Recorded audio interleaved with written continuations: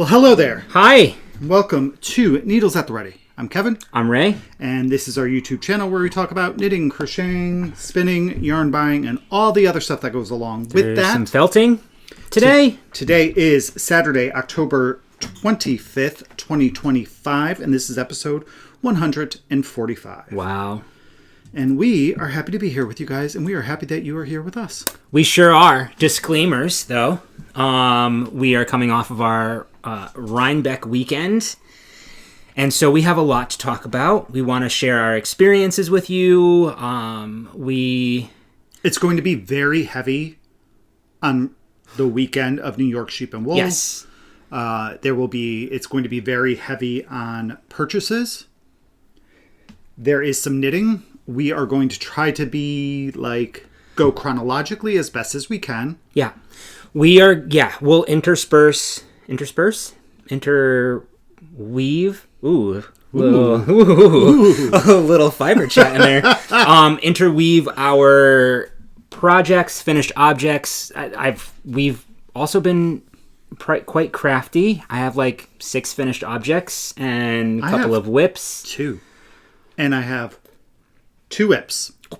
So yeah, we'll just, we'll jump right into it. First of all, thank you so much for everybody that had pop by to say hello, share their experiences. It's been really interesting and fun watching other Rhinebeck recaps because, everybody does have a different experience, right? And it's what you make of it. And there were a lot of, as we talk about our experience, there's a lot that we feel like we missed out on, right? This was definitely a huge year. The weather was perfect again. So, the peopling was massive. I think they had said something like there were 30,000 people just on Saturday alone. No. So we think. I actually heard 40,000 people. So it felt a little bit busier. It was exactly what we expected kind of our 2 days. Saturday, like we said, is usually our social time. We don't usually do a lot of shopping, although I did more shopping on Saturday. The most of my shopping occurred on Saturday. I did break my word and made quite a few purchases. He did, and we believe that our purchases, our purchase amounts are pretty much identical. The cost of our purchases. Mm-hmm. Mine may look like I have more. You have more. No, I do, personally, but... Well, I don't know. Maybe I just shopped on a budget. Okay, yeah, right. That's not true. So we'll take you through our entire adventure.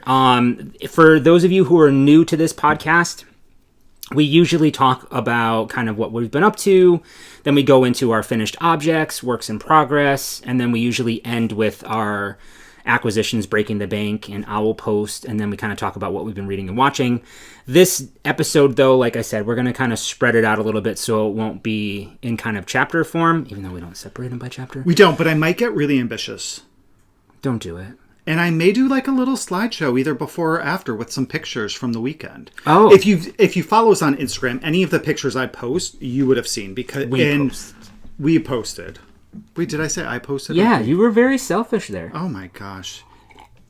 But we hate each other so much. So much. But also, if you follow us on Insta, there is and you go to the main page like this, and you go to this one right there. This is pictures and stories that we've shared throughout the weekend. Yes. So sorry, go ahead. I was gonna say we tried to be much better than we have in years past. Spending the end of our day resharing things and making sure that we were tagging everybody. So we tried to focus on that a bit too this time. We are not huge picture takers at events like this. We really like to, I think it's just being in the moment and not in front of our phones, even though the pictures are beautiful. It's always, there's a little bit of regret, I wish we had gotten more pictures, but we really depend on you all to tag us in stories and things. So over the past several, I feel like the past several 2 years, maybe year and a half, we've tried to create like a highlight reel. Yeah. And then use your pictures as our pictures. Correct. So in our house, this is something that Michael from Piece for Piece, taught us about and recommended when we were in Montreal 2 years ago, is our house creates a shared album. So we also by the end of our weekend or our time together, we do a photo dump into the shared album. So you actually get to see our other housemates' experiences too, because we get separated. So it's really fun getting to capture all those moments, and it doesn't matter who has a camera or their phone out.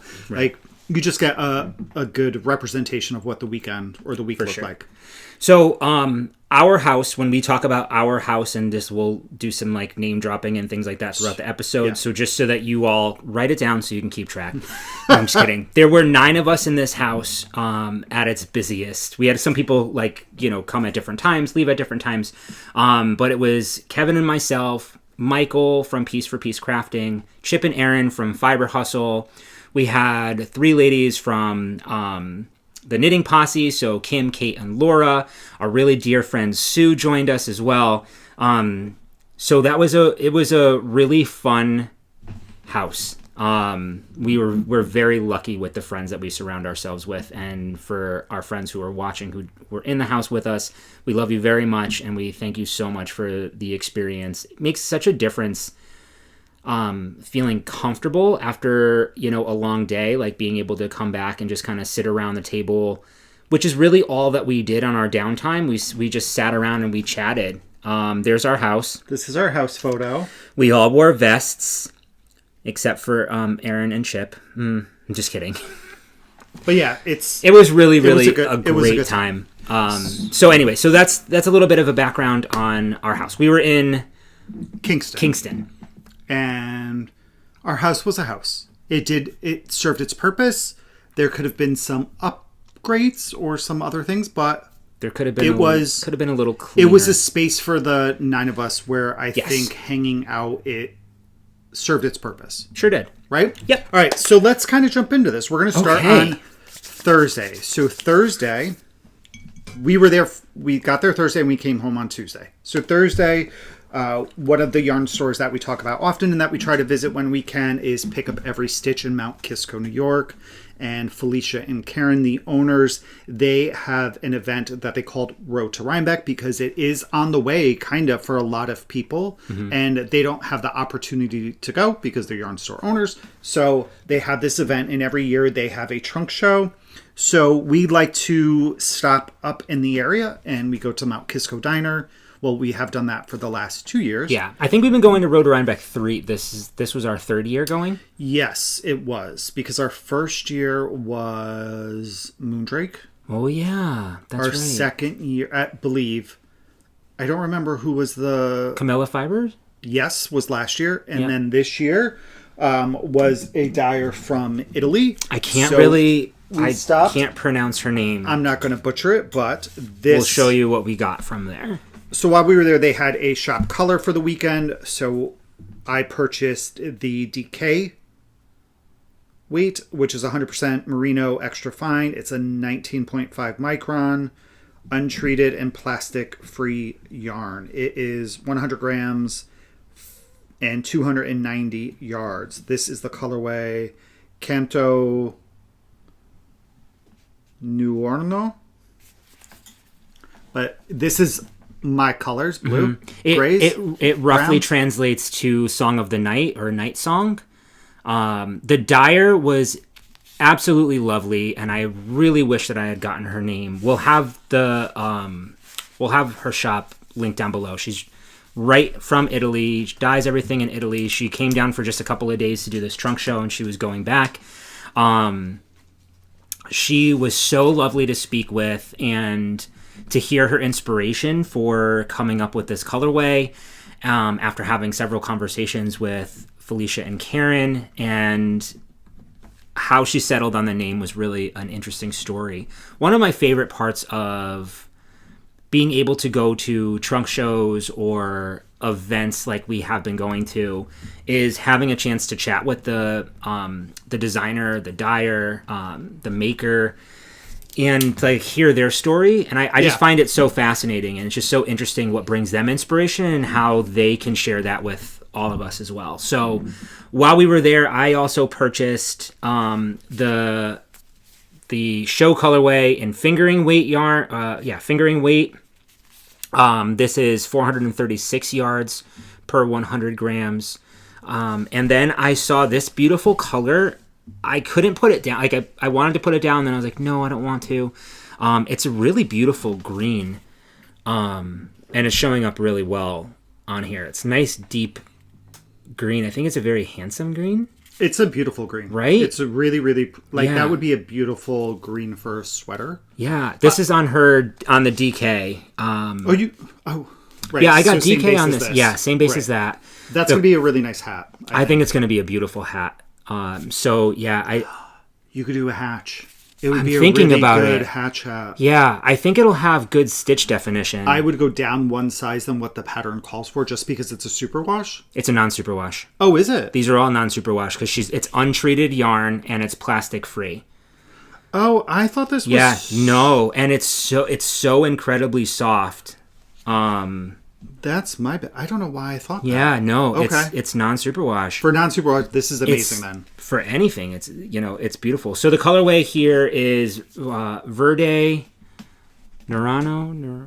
This is the colorway. So it's like a night green. I think that word means night because It's got to be because this has the because same... canto. I know that means like sing, like song.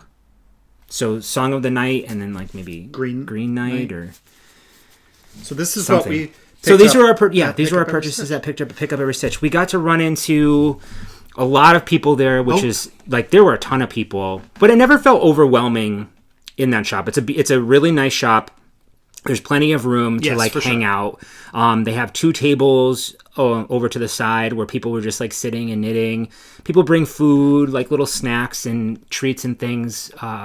We got to see our really dear friends, Kate and Aaron. We did, and meet the baby. And met the baby. I held the baby. And I'm really sad we didn't get to take a picture. Me too. We thought we were going to run into them on Sunday, and we've taken a picture for the past 3 years. Yep. Right? Or, no, this would have been year 3. But we didn't get to take a picture with them, and I'm really sad about that. But we ran into, we met a ton of people, and that we would continue seeing over the weekend, which was great. Kim popped by, both Kims. Kim from Knit Together with Kim and Jonna, and Kim from the Knitting Posse. We got to see Rachel. That was really nice to meet. Just see Rachel. We saw 2 Rachels. We did. Actually. We saw 2. Yeah. So we saw Rachel, who we've met, or now we've known for several years. She's our friend. And she's for sure a she was friend. really lovely because I did some custom colors for her for Mm-hmm. a shawl, and she showed me a picture of a sweater that she was using them instead. So it was really awesome to see her. She also has a podcast too. I can't remember the name of it. Friday Night Lights, I think, or something like that. I'll have to double check, and we'll put it below. Okay. We also... Write that down. So, and I apologize if you guys see me looking down. I'm taking some show notes so we can make it easier on ourselves later on in the day. Yeah. We also ran into Rachel from Chapel Hill Maker. Yeah, she was so lovely. She was, and we met her last year at Indie. But in that time frame, within the past 2 months, she started a podcast. I'd started watching it because I do remember meeting her. So it was fun to see her, And her progress. Yeah. At Pick Up Every Stitch. Beth McDonald Stone was there. Yeah, she's so lovely. We got to see Jill, Jenny, and Noelle while we were at Mount Kisco Diner. Oh, yeah, we did. How Yeah. fun. If you are ever in that area, that diner is fire. It's delicious. They have an extensive menu. It's definitely diner food, but it's on Elevated. Elevated. That's the word. Elevated diner food. Yeah. I ate something that I probably should not have eaten. I actually took a picture of it. Would you like to see? Well, even if they don't, you're going to show them. I'm going to show What them. did we wear on Thursday? Anything special? Yeah. Oh, yeah. We'll talk about what we've worn as well. We didn't bring the sweaters with us, but look at my lunch. It's a deep fried, basically chicken parm wrap with ham in there, and then these fries are cheese fries with Alfredo sauce. No, vodka sauce. Cheese fries in a vodka sauce. Y'all, I was feeling a little heavy after eating those. What did we wear? We wore... Okay, let's see. I don't have a picture from that day. Yeah. You wore your... his home office. His home office, which is a pattern by Ann Hansen. Yes. Bare Naked Wools. I did the V-neck version. Mm-hmm. I knit it out of Stone Soup DK. Hold on, I'm going to pull it up. His home office sweater. If I'm not mistaken, the sweater comes with 3 different versions in the pattern, which I love. It comes with a... All right. Actually, no, maybe I'm mistaken. It comes with 2. It has the pattern for a V-neck or a crew neck. I thought I had a cardigan. Maybe that's one you did. I wore a cardigan. Here's the pattern. Oops, that was... Hold on. This is the pattern. It is knit flat in pieces. So you knit the front, the back panels, and the arms flat and mattress stitch them all together, and then you pick up and knit the V-neck. The V-neck shaping is really easy. Here is... You can kind of see what we were wearing. I wore the old-fashioned cardigan by Maxim Cyr, and I lived in this cardigan the entire weekend. We were there for 5 days. Yeah, you wore that. That was like your my comfy, cozy lounging thing. It was great. I do have one now, but I don't. I would like a comfy, cozy cardigan. So yeah, so that was basically wore on Thursday. Yeah, that was basically Thursday. Thursday we got to the house just after 4:30. We waited for everybody to get in, and I cooked dinner Thursday night for the house. We also had Michael from Upland Fiber Co. and his friend Teresa come over for dinner, and I made a stuffed chicken breast with prosciutto and a garlic and herb spreadable cheese and a white wine tarragon sauce with some green beans and Parmesan cheese. It was delicious. Here's the group of us at dinner. Dinner Thursday night. It was very lovely. It was nice. Yeah, it was very nice. And I think... Oh, I just love this. And Thursday night, Sue... Oh, she gave us something else. House gift to everybody. So Sue made these little notions pouches out of some old sweaters. Yeah. You undo. She felted these colorwork sweaters. And then in here is sewn on a key ring with some stitch markers attached, and then also some scissors that are in this felted snips bundle, and they are snips that are very sharp. So thank you, Sue. Last year was that one up here. Yeah. Right? She is just she's a crafty Sue. crafty lady. She also brought chili. We went a little overboard on the came with food. These little things and that on there to close it. We always go over. You know what? You can never have too much food. No, you honestly, can't. I'd rather have more food than less. Agreed. It was nice to have options. And these are my little danglies. Yeah. So what a cute little idea. You know? All right. So that was Thursday. Friday, we went to India Untangled. We had the 12 to 2 time slot, which we talked about this before last year when we went to Rhinebeck weekend. The Friday of, we did 3 events. We did Cake, Indie, and Woolen Affair. Yes. At the end, we had decided that was too much for us. And it would be best for us in the future to just do one event. And I loved that we stuck to that. Mm-hmm. It was perfect. One event was perfect for us. I think if you're going for the first time or you enjoy, all the stuff, do all 3 events, especially your first time. Mm-hmm. Take the whole thing in, the whole weekend. And the 3 events were I'm sure there are other pop-up things. There were a couple of other things going on, but Cake Palooza, Indie Untangled, and now Woolen Affair, which I heard was really good. We heard really good things about Woolen Affair, and they're all within... Indie Untangled and Cakepalooza are within 5 minutes of each other. Yeah. Woolen Affair is, without traffic, is within 20 to 25 minutes of those two events. So you certainly can make them all if you do your time entries properly. So we did our first one, or the only thing was Indie Untangled. We had the 12 o'clock time slot to shop, but you can stay on the grounds all day if you want to. And it was a beautiful day to do that. Beautiful day. Little windy, but I liked it because we were cozied up in our sweaters. So to Indie Untangled, I wore this. This is my Once in Floral by Maxim Cyr, knit out of Primrose yarns, and for my main color. And these two are knit out of Brooklyn Tweed, which sadly you can't get any longer. Look at this handsome fella. Again, I just wore it because it's one of my favorite sweaters, and I feel like any event I go to, it should be worn at if it's multiple days because it's beautiful. Yes. I wore my Cozy Classic Raglan by...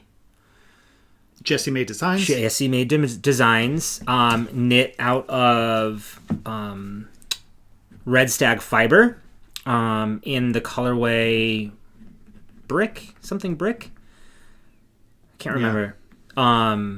But it's one of my favorite sweaters. And then also wore, because we wanted to, of course, you want to wear the things that are the designers or yarn companies or whatever are there, because it's always fun to be able to show off. And I know it's appreciated for us as well when we see people wearing stuff made out of needles with the ready yarn.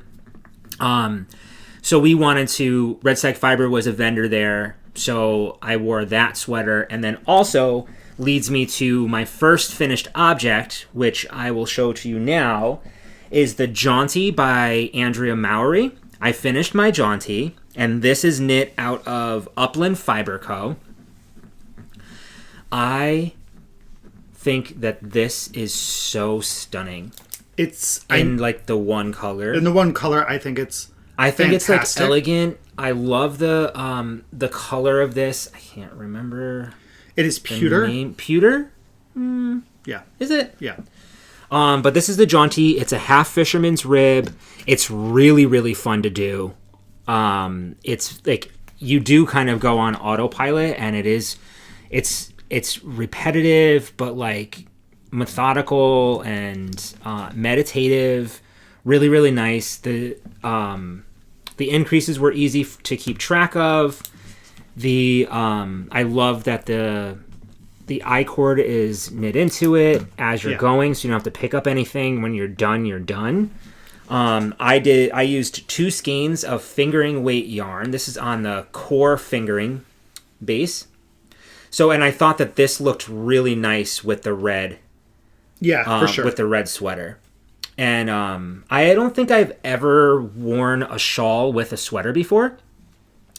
And I thought it looked nice. Yeah, you did a great job with this. Thank you. This yarn blooms beautifully. I blocked this to 80 inches, which is what the pattern calls for a 200 gram shawl. Yeah. What's really great about this pattern is you can knit it with any weight yarn, and it has the recommended needle size, and you can knit it with any amount of yarn because it tells you when to stop, what percentage of yarn to leave in order to continue this. So really, really nice. And I knit this on a 2.75 millimeter needle.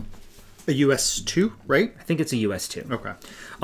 So this is the only picture that I have. So then I did not realize I wore my Jaunty as well. You did. So I finished mine in time as well. This is my Jaunty, which is knit out of hand spun. Mm-hmm. The hand spun is a combo spin good. From Murky Depths and CCM Yarn. The Murky Depths was Rambouillet, and the colorway was called Dark Rambler.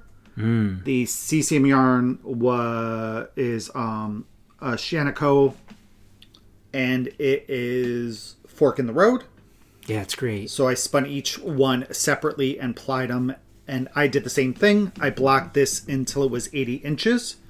So we have the same exact size shawl using the same amount of yarn out of 2 different weights. Yeah. He used fingering. I use a sport to a DK. Yep. And I love how this turned out. It is beyond. I love the striping in this. Yep, me and too. the like color blocking. It almost fades a little bit. It's cool. I really, really love this pattern.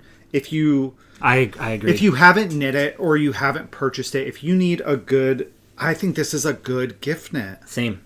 I really do. Yeah. And I actually went down a needle size. The sky in that picture. Ooh.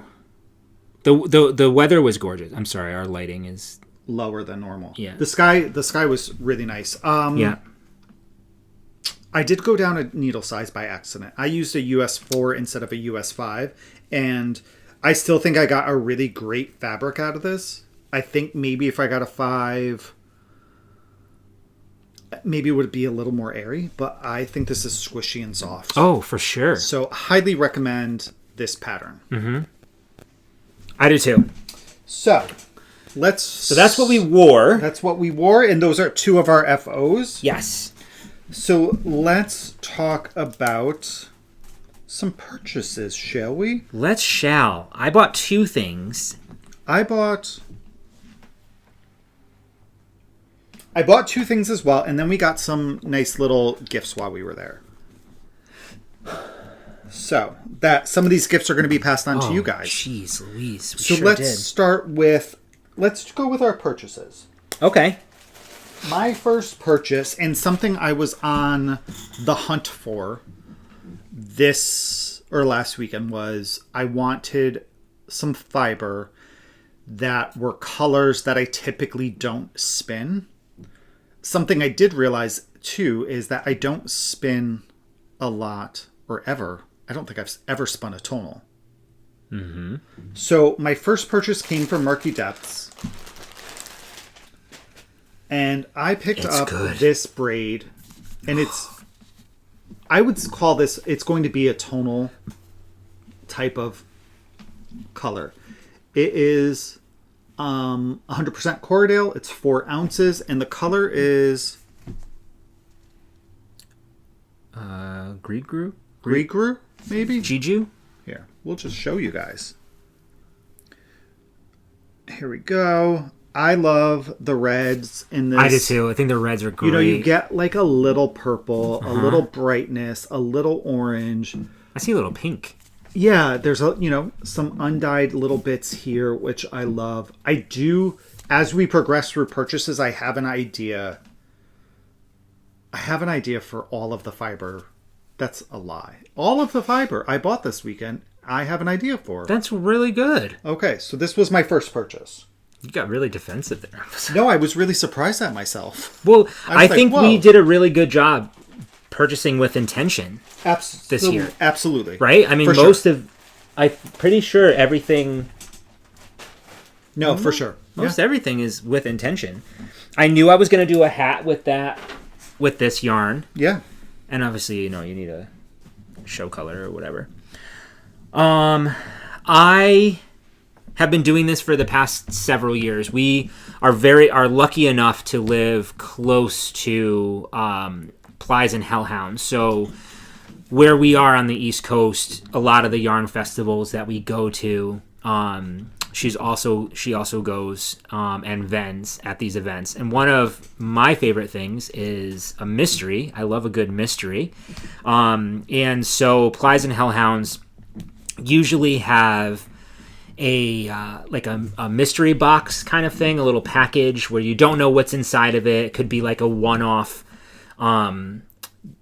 die or like an experiment or something. So it's marked down and then it's wrapped up so you don't know what it is.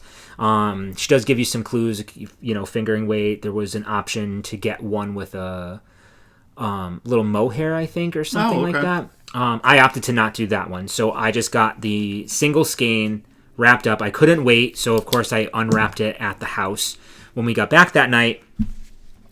And this was a test die, I guess, called Withdrawing.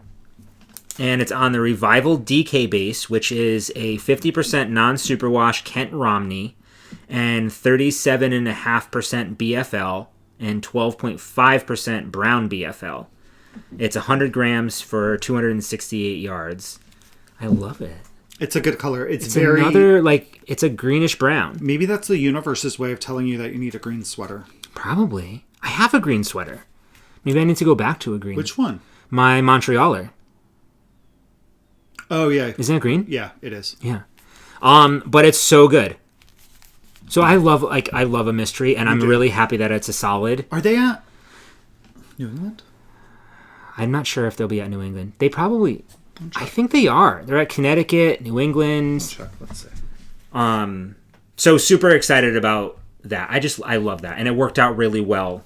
It's a color that I will absolutely wear. And it's DK. So I could do another hat or mittens or really anything. How will this go with this? Ooh. That could be pretty. They're both DK? Yeah. You could do... what if I do a striped jaunty? That's what I was just going to say. With these greens. Yeah, you could. Stop it. Oh, I love that idea. 290 yards and 268 yards. So this will be a little thinner, but... Oh, I'm excited. I think these two together are glorious. Thanks. So also... No, they won't be there. No? No, not that I see. Okay. Okay, so... All right, so what else? So then... All right, you go again, because you picked up... Let's do this. While we were there, in that same... We'll spend a lot of time talking about Friday, because I feel like a lot happened that day. I know, in that same... First off, the pavilion. venue is gorgeous. We'll say pavilion, right? Maybe they have 3 different pavilions? Yeah, like barns. Barns, almost. Mm-hmm. On the grounds, I like the idea of the pavilion. I think that's a good way to describe it. Right, so there's 3 different... Because they're open. Mm-hmm. 3 different pavilions with vendors in it. This is the first... where he purchased that yarn, Plies and Hellhound. It's actually the very first one that we went into. While we were there, we also stopped by the Red Stag booth. Mm-hmm. Saw, oh my gosh, Josh and Sharon. Oh, you. Right? Yeah, Josh and Sharon. Mm-hmm. And then diagonal from, and then actually right after them was Plies for Hellhound. And then diagonal from Red Stag and across from Plies and Hellhound was 29 Bridges Studio. We were looking forward to going there because we did meet Mike and Mary when we went to Maryland 2 years ago. Yes, at Yarn Centric. What a great event that was. And then we also knew that Rachel and Renee from Table 10 podcast were also going to be at the booth, but they were going to be walking around from 12 on, but that didn't happen. Tune into their podcast to see why. Right. Chatty Cathy. Well, so that barn, I think, was the smallest of the 3. It literally, when we walked in, it was social explosion. It just had a different energy. Yeah. Like, we initially, went... I think we beelined for Red Stag to say hello. While we were there, everything just went wild. Everybody was talking to each other and hugging and oh my gosh, look over there, there's so and so. It was like the kickoff, right? Almost to I knew here we go. Right. I knew it was going to be a good barn because we walked in and they were playing SWV Weak in the Knees. I was that's okay, true. That is good. That's the 90s. Let's go. Yeah. Let's go. I think we saw Tashi, right? Tashi was there. Yes, they were. Tashi was at Plies for Hellhounds. Plies and Hellhounds booth helping out. So we did... Those were the booths that we went to. It was everywhere you turn was oh my god, hello. Oh my gosh, hello. And it was great. We did spend some time in 29 Bridges studio. We caught up with Rachel and Renee for the first time. We chatted with them for a little while. I enabled them to buy some spinners. You sure did. Some e-spinners. Good job, ladies. They might not have been the only ones being instigated. So, while we were there, I'm blown away again by by this community, and just like I don't know, the generosity, I think, of this community. And like the intention and the thought behind things. I was going to say thoughtfulness. Right? The thoughtfulness of the people in our community is outstanding. Yeah. So Mike, all of a sudden, like, we were just chatting, and like he had come over, we were chatting a little, and then he like comes back and really was just kind of like, you know, I thought you guys were going to be here, and I made these for you. And like he said one of them didn't turn out, so he only had one. He felt really guilty about it, which is bananas to me. But look at it. Wait. He made a what? Just bring it up a little bit closer. I will. Just because the light was reflecting, so you can't see that it's like... There you go. It's a tin with our logo on it in resin. Yeah.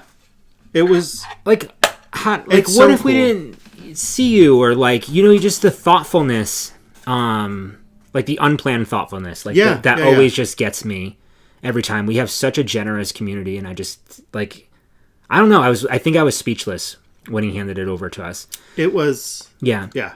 But that was that barn. There was just a lot. We ran into so many people.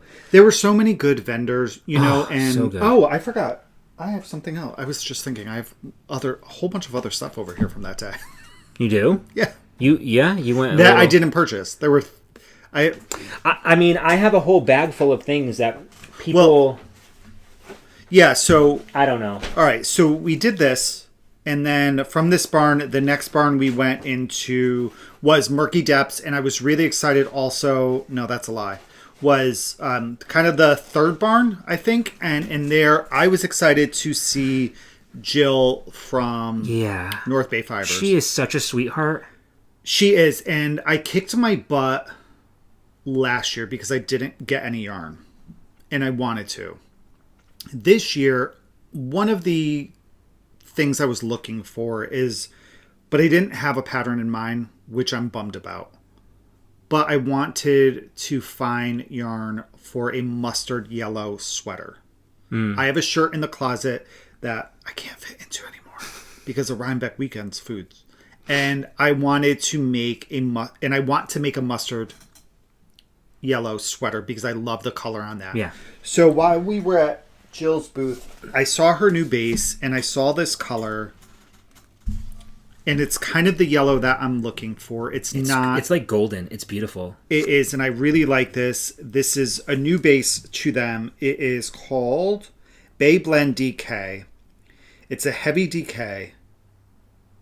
Heavy DK light worsted. It's non-superwash 2-ply woolen spun. It is 130 yards for 50 grams. And it is wool and alpaca. Mm-hmm. It is so incredibly soft. It's 85% Targhee polypay and 15% alpaca. What a great color.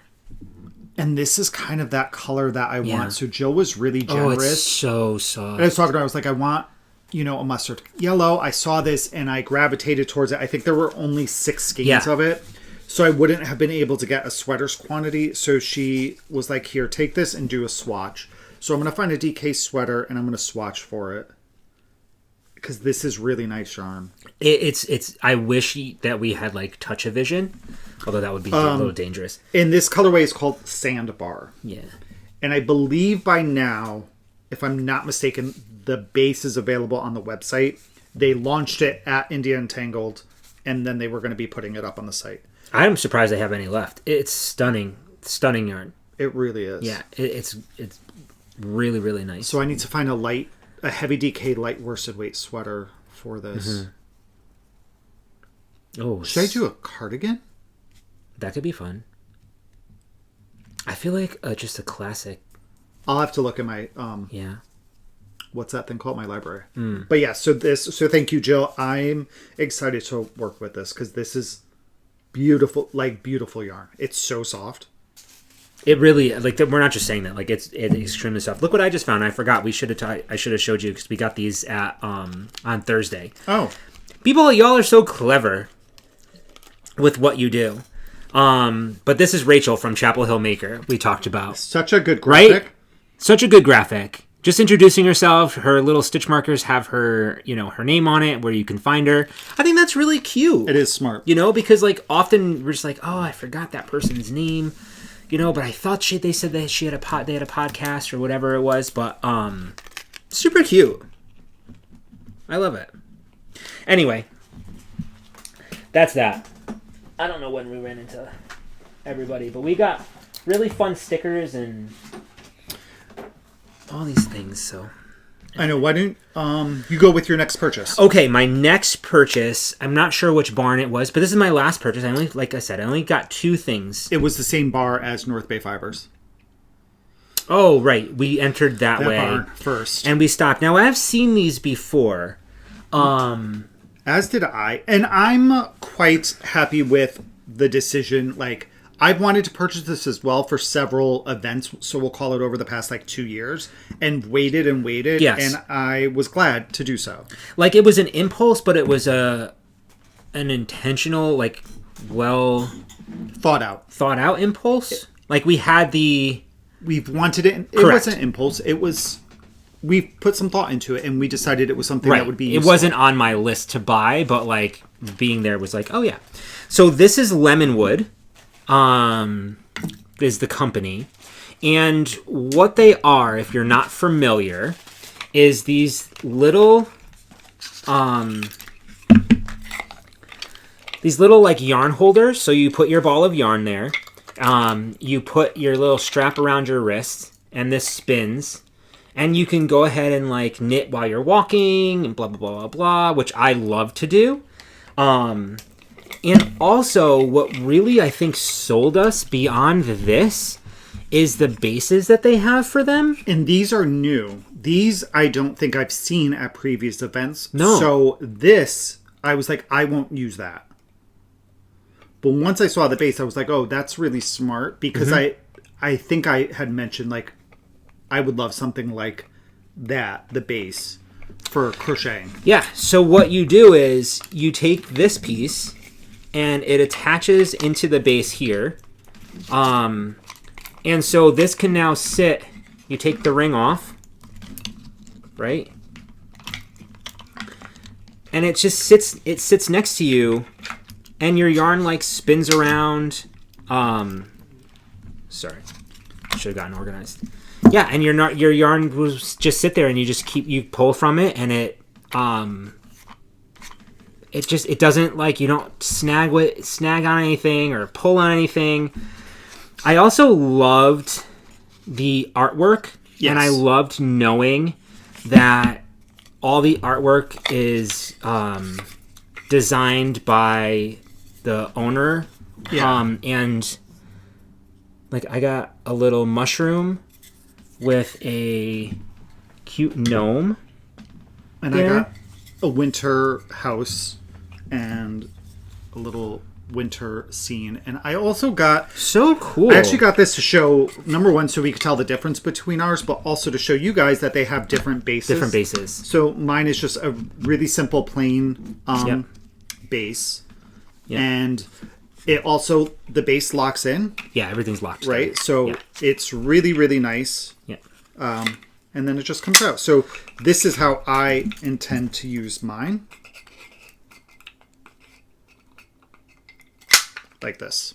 Mm-hmm. Just on the base. I don't intend to, like, walk around with it. I'm going to walk around with mine on next weekend. And it comes with a nice little carrying case for this. Yeah. Yep.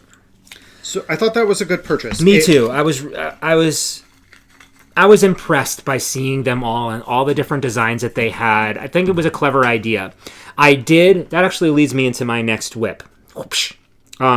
Because I brought along my Tunisian crochet blanket, and I I wanted to just have a larger project because I wasn't sure what the vibe was going to be and how much knitting time that we would like actually have. And a blanket sometimes is a little bit difficult and cumbersome, but it was perfect. So because with crochet, you do use a lot more yarn more frequently than you would on knitting. And for me anyway, sometimes like you go through the yarn and you're already tight. And I'm like, crap, now I got to pull this out and like, whatever. So I wanted to test it out using Tunisian crochet. And I had it sitting on the table, like pretty far away from me, to be honest with you. And I had no issues crocheting at all. It was a perfect spin. It worked out really, really well. And I was able to make some progress on this. This is the Hudson Throw by Hudson Tassel Throw. I'm doing no tassels on mine, but it's called the Hudson Tassel Throw by Tony Lipsy. And look at what I got. This is a honeycomb stitch, I think is what it's called. So I was down here. I know it doesn't look like that much, but that's a lot. I did make some significant progress. I got through one additional ball of yarn, which is great. So this yarn here is,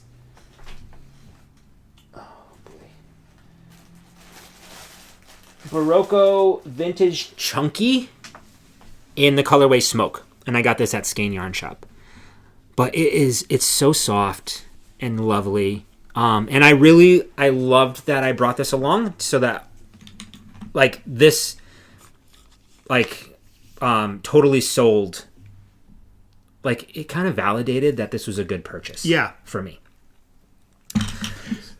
Going to that will only work if you're an outside puller. Correct. If you pull Good from point. the inside, that won't be something that would work for you. Mm-hmm. But if you're an outside puller, I think it would. And I said to Ray as we were using it recently that, now mind you, each of those pieces was $50. Yes. You could have multiple of the spinny thingamajiggers that go into the base if you were working on multiple projects. It would just be a little costly to do that. But I thought it was good for a project. Sorry. Mail?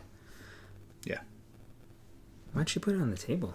Because they don't like going to that thing. Oh, we'll have to clear that up. Yeah. So Hudson Tassel Throw by Tony Lipsy. Yeah. Yeah. So I got a little bit of that done. How much more do you think you have on that? Are you are you at the halfway point, you think? I don't know. This is going to be the width of it. Okay. So I'm probably a sixth of the way through. Maybe. How many more skeins you got? Quite a few. Oh, sorry. Oh yeah. Don't you know? I got quite a few. You have like 7? 2, 4, 6, 7 more skeins to go. Okay. And this is going to be like a so you'll have decades long next winter process. Maybe the winter after. So I am crocheting this on an 8mm Tunisian hook. These are interchangeable Tunisian crochet hooks from Chaogu. Nice. Yeah. Okay. So that was. Yeah. So here's right. The end of my thing. And then join a new ball. That day we got 2 other gifts for you all. These will be some yarn giveaways. Oh my gosh, I forgot. Or giveaways later on in the year. Wow, so much happened that day. First up was, actually both of these are from CCM Yarn. They know how much Cesium. They know how much I love Fork in the Road, but this is some sparkle in it.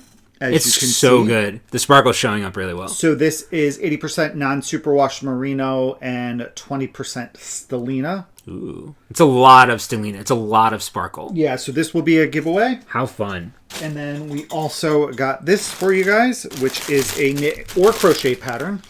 This is for the Soup Season Cowl Kit. And this is for it's DK, and it has a full skein here, which is 245 yards and 2 minis. No, that's a lie. 1 mini. That's 20 grams. So. Oh, the patterns are already included there. Yeah. I'm trying to find them on Apparently, it is soup season. We had soup. We had a couple of soups. Yes, we did. I think you want a can of soup or something. Hey, mister. Hey, mister. Can I get a can of soup or something? Oh, so funny. All right. So that was. So thank you for this. They are the so kindest, generous to our podcast people. And giving us stuff to give away for you guys. Here's the pattern. It's on Insta. Oh, it's really pretty. It is. That's cool. Yeah, it's really cool. And so I think for the most part, that was our experience at Indie Untangled. Those were the places that we purchased from. Mm-hmm. There were plenty of other great vendors like that we didn't even I swear didn't even I know we were watching some of the recaps as well, and it was like, oh, I didn't see that. We didn't see that. So our friend Michael and Kate were in the Upland Fiber Co. booth, and they had really I was kind of regretting not getting that bag. Michael, yeah, he has really cool bags with the rainbow handle, and he has a small little knit with pride bag as well, which was really cool. We also met Bah Humble, which I am Stacy, which I'm actually kind of bummed about that I didn't get any stitch markers.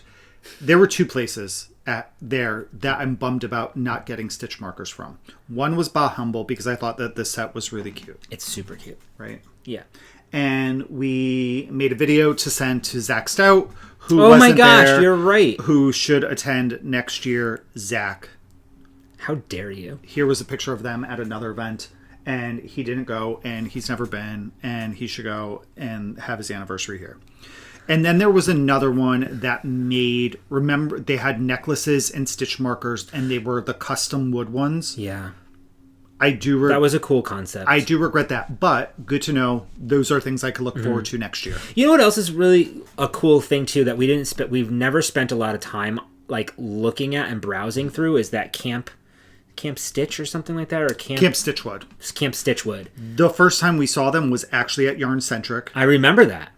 And we wanted to purchase there. We didn't. We've seen them here and there, and we still haven't. So that's something maybe next year to just they have the merit badges and stickers and yeah, super cool stuff. So that was really our time at Indie Untangled. We saw a bunch of other friends there. Met some new people. Jen Geigley we saw. We saw Cocktail Hour at the Coop. Oh, yeah. Ladies on our way out and their way in. Yep. It's just a really good event. If you haven't been to Indie Untangled, I would definitely recommend going and giving it a shot. It's a 2-hour shopping timed event. They do a really good job making sure everybody's in the booth, gets out before you get in. I would just highly, recommend it. The food there was good. We had pizza, which was quite nice. We had the 12 to 2 shopping time frame, and then at about 2 o'clock, a little before 2 o'clock, 1:45, I think we were finally wrapping up. We went back through a couple of barns, and then we ended at the Cesium truck because they had their truck with them, which was really cool. We were there at 2. And then the lines were a little bit long. We wanted to try the mac and cheese, but the lines were too long, and I was to the point. Where I was like, oh, almost hangry. Am I hangry? I'm not quite sure. Let's stop for a second. We also ran into Gail and Laura from Yarn Room Shenanigans right when we first walked in. And Ray was given. No, that was on Saturday. Are you sure? Positive. Because I changed on the hill. We'll talk about it when we get to Saturday. I thought that was... Nope. Okay. Well, we ran into Gail and Laura while we were going to... No, when we first got there. Yeah. I thought when we were going there. And we ran into... Kimberly, right? No. We always see her at Long Island Yarn and Farm. Oh my gosh, yes. Wow, you're really good. I'm terrible with names. I try to remember as many as I can and remember as many stories that are told to us as I can. I can barely remember my own name. So that was That was pretty much our Friday. So we got done about 2. We did end up getting the pizza. We sat for a little while. There were plenty of seats. Like, you could sit down on the grass. Lots of seating. They had, like, kind of a main seating area with tables and chairs and then live music. So we all got our food in kind of some different places. Sat down. We ate, listened to the music, chatted a little bit. We ran into who we ended up spending a lot of time with. Thank you. I just went there too. So there's just so many people. What am I thinking? What am I saying? Do you need help? No, Kyle. Is that what we're talking about? Yeah. Sorry. I was like, so I thought we were going to say something else. No. We hung out with Kyle for a while. A Viking Fiber Co. His husband wasn't not able to join, so he was flying solo. So we just kind of we adopted him basically. We spent a lot of time with him over the weekend and got to like chat with him and know him because we met him once. I wish we spent more time. We were busy bees, but we met him for the first time at Flock Fiber Festival last year. Yep. Because he was volunteering there, if I'm not mistaken. Yeah. So it was nice to get to spend some time with him Friday, Saturday, and Sunday. Yeah. Right? Yeah. Let's see. So anyway, if we forgot you, I'm so sorry, but just know that it meant the world to us if you had come and said hello. And then we went to a lovely dinner Friday evening. Yeah. We went home. We got a chance to like decompress a little bit. Yes. And then we went to dinner with our house and then Michael from Upland Fiber Co.'s house, so including Kyle and Teresa. Yeah. We went to something barn. Black. Is it Black Barn? It could be Black. I'm gonna look it up. It was really nice. I was extremely tired. I think both of us were extremely tired. Black Barn. Yeah. In Socrates, where we had a really lovely meal. Mm-hmm. I had Brussels sprouts for the first time and loved it, and I had rutabaga for the first time, and I love that too. I love rutabaga. So I don't remember what I had. I had root beer braised short ribs. Ooh. With super crispy Brussels sprouts and a rutabaga mash, which was delicious. Did I have a burger? You had. I guess it wasn't that memorable. You did have a burger. No, you had a chicken sandwich and fries. You had fries. I know that. I had fries. And I feel like it was a chicken sandwich. Or no, maybe it was a burger. I have no idea now. Neither do I.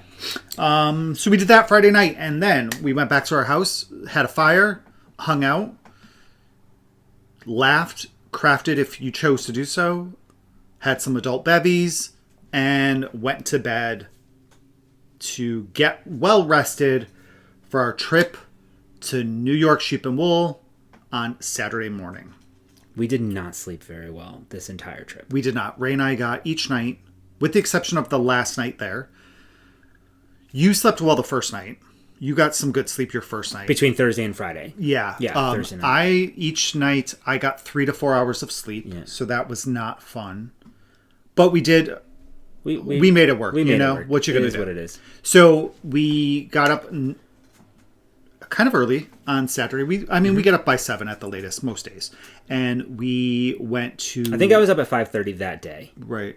Yeah. I think I got up at like 6. Yeah, you were not far behind.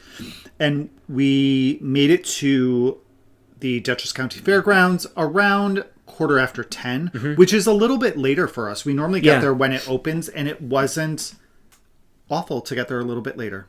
No, it wasn't. It wasn't. We really our entire this entire weekend, we really just kind of took our time. It was very relaxed. We didn't feel pressured to have to like go anywhere by a specific time. Yeah. Which was absolutely perfect for us. When we got there, we had 2 barns that we wanted to get to kind of immediately. Yeah. The first barn that we wanted to get to was Into the World. Right. Michael and I wanted to get the show color because last year when we went to get the fiber, they were all sold out. Yes. And then they had a couple pre-orders after the fact, and I believe we had to buy it on like Monday morning. Mm-hmm. So we really wanted to go and attempt to get the show color. We were fortunate enough to be able to get it. And I purchased 3 braids of it. It is called Ambrosia. It is, I purchased it on Blueface Leicester. I'll pull one out so you can kind of get the vibe of this. It's very autumnal with some oranges, browns, dark, like reddy purples, some grays. Yeah. Stunning. I do love spinning some BFL, I think. I believe something up here is BFL. So I did get... you're getting. So I got 3 braids.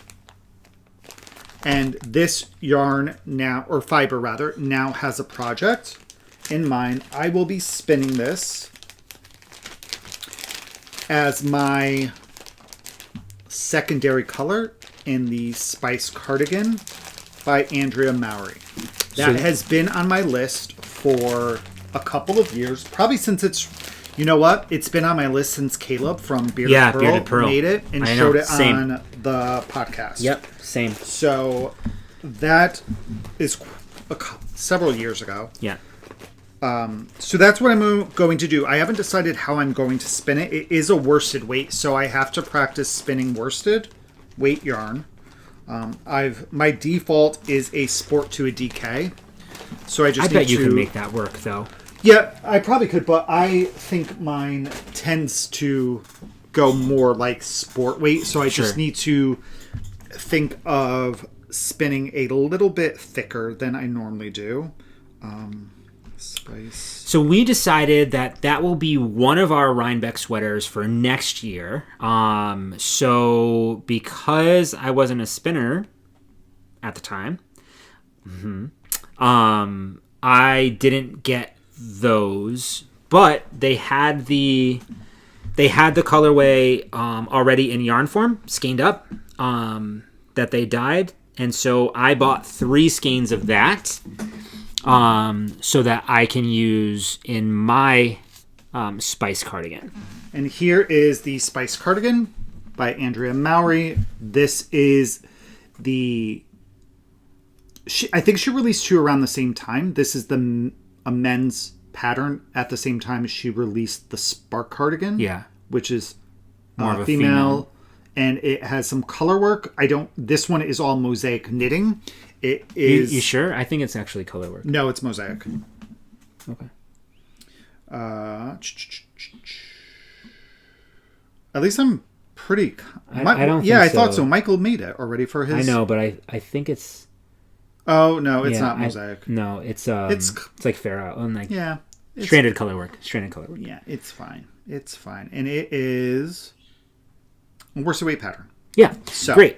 So I am playing around with trying to find a main color, and I've been collecting this yarn for a while every time I've seen it. So I thought, oh, this would be cool. It's worsted weight. I wonder if it's going to work. So I have another idea after you talk about this one. So I'm not sure, but this is Blue Sky Fibers in their sweater base. It's a worsted weight. This is one of my, I don't know why, I was just so drawn to this color every time I saw it. It's called Chocolate Milk. But I thought this might be cool as a main color and then have this as my secondary color. So I'm curious. I'm not blown away by it, but I think it'll work. Let me know what you all think about this. You have one more yarn in stash in here, I think. Where's the yarn that you bought and Carrie sent you? Oh, that lavender? Yep. I don't know why. I've actually, as we've been looking at colors for this, I kind of... As the main color? This is a very pale color. I think it may be too pale, actually. Yeah, I don't think. But I was thinking about it, and I was like, "Oh, I don't hate the idea of a lavender because I feel like my spin may have some purple undertones to it." I think this could be kind of cool. It's like chocolatey and that's going to. I would say yes. I think so. I would say yes to that. I think it's going to pick up your. Yeah. The oranges and the browns and the grays in there. I feel like the 2 colors that are going to work best, actually 3, in my opinion, are going to be something brown, something blue, or a burgundy. Yeah. And this might be coming across a little gray-ish, but it really is a light brown. It's like it looks to me like how I like to drink my chocolate milk. A little light on the chocolate. Yes. So while we were there, this is going to be an additional purchase and a little bit of a whip. Last year when we were at Into the World, I also bought the... Everything okay? Yeah. With their odds and ends, which is a random assortment of fibers and colors. So last year I believe I bought 2, so I bought 2 more this year. My intention is with these 2, and I want to say it's this one, these 2 up here. If you can see, those are from last year. I'm going to use those to do a shift cowl by Andrea Mowry. Ooh, sorry. That's been on my list for a while. So I have started spinning it. This is being spun on my Daedalus Sterling, also known as Trixie, and here's what we have so far. So pretty. And this, as you can see, this right here, this looks like a rainbow, is kind of my default spin for a single. Mm-hmm. Yeah. So I started spinning that while we were in our house. It's the only crafting I did was that spinning. I didn't work on any other projects. You didn't knit at all? Nope. Wow. And this, I think I started spinning Monday. Wow. But they're fun because you really have no idea, like, what the fibers are. These 2 here are so completely different. This is a very toothy... I would almost say this reminds me of the Ket Romney that I spun, and this feels like it could be probably like a Polworth or a Rambouillet or a Superwash. And I'm just pulling out what's next. I'm not going to dump these out and try to color manage. I'm just going to pull out what's next, whatever my hand grabs, and that's what I spin. There's no rhyme or reason to what's in there anyway, right? So no, but last year I tried to be a little thoughtful about the process, but this year I'm just going to spin. Great. That's kind of like the vibe of our Rhinebeck weekend. It was happy chaos is the best way that I feel like I can describe. Okay, so next up on Saturday, you know what? We wanted to see Denise DeSantis. Denise is Earth Tones girl.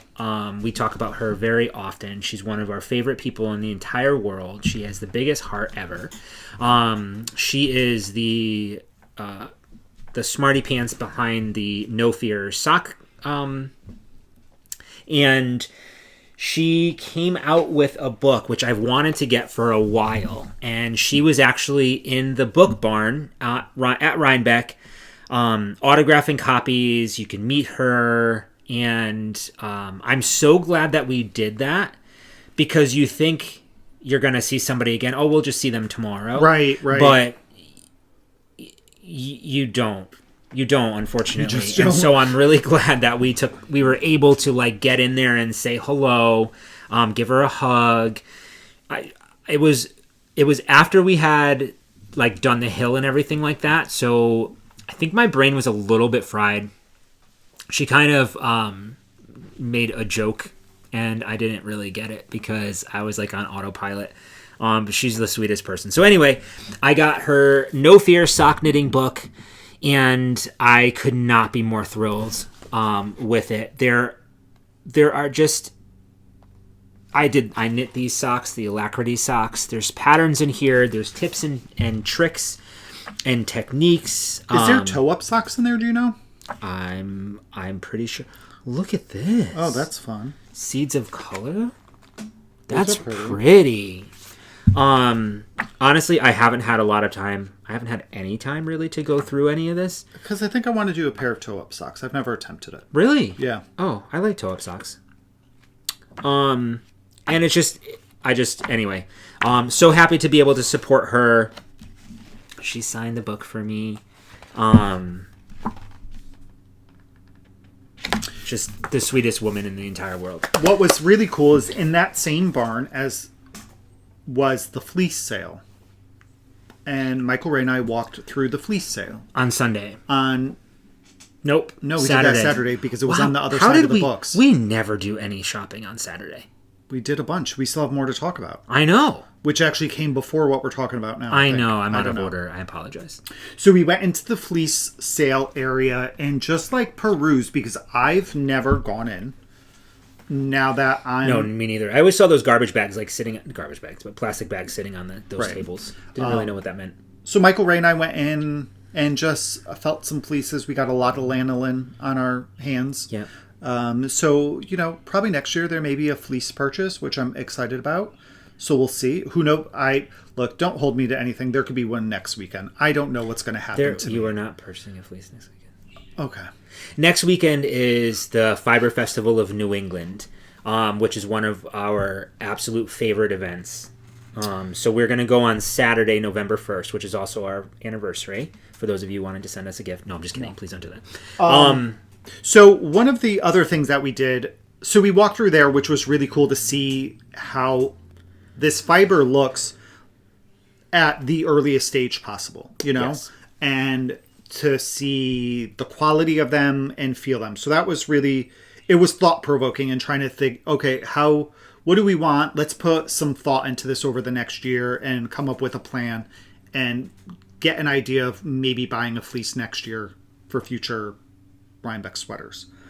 One of the other the other vendors that we really wanted to see, there were three places we wanted to go for sure. Yes. The next one was we wanted to make sure that we saw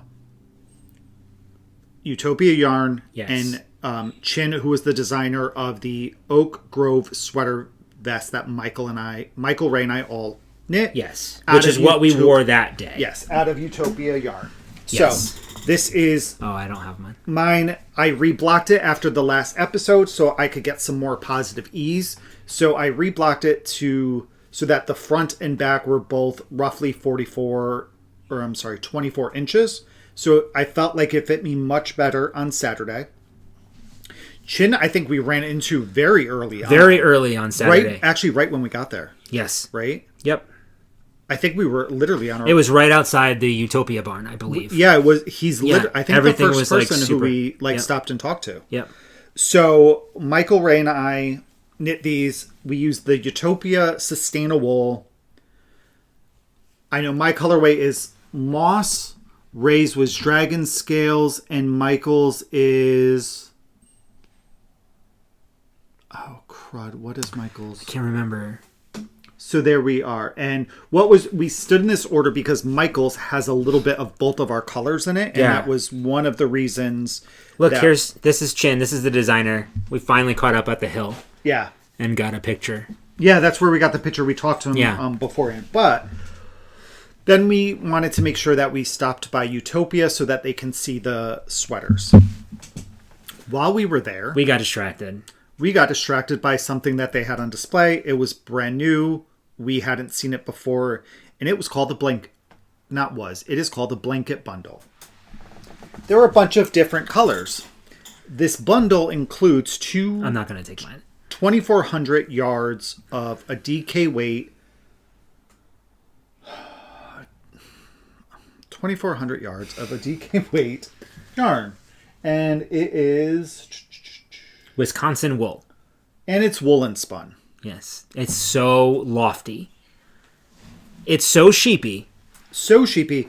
I feel like it is in Look at our this. house right now. Yeah, the sheeps are buying away. So what we thought is that instead of doing a blanket, this should have been our picture. Absolutely should have.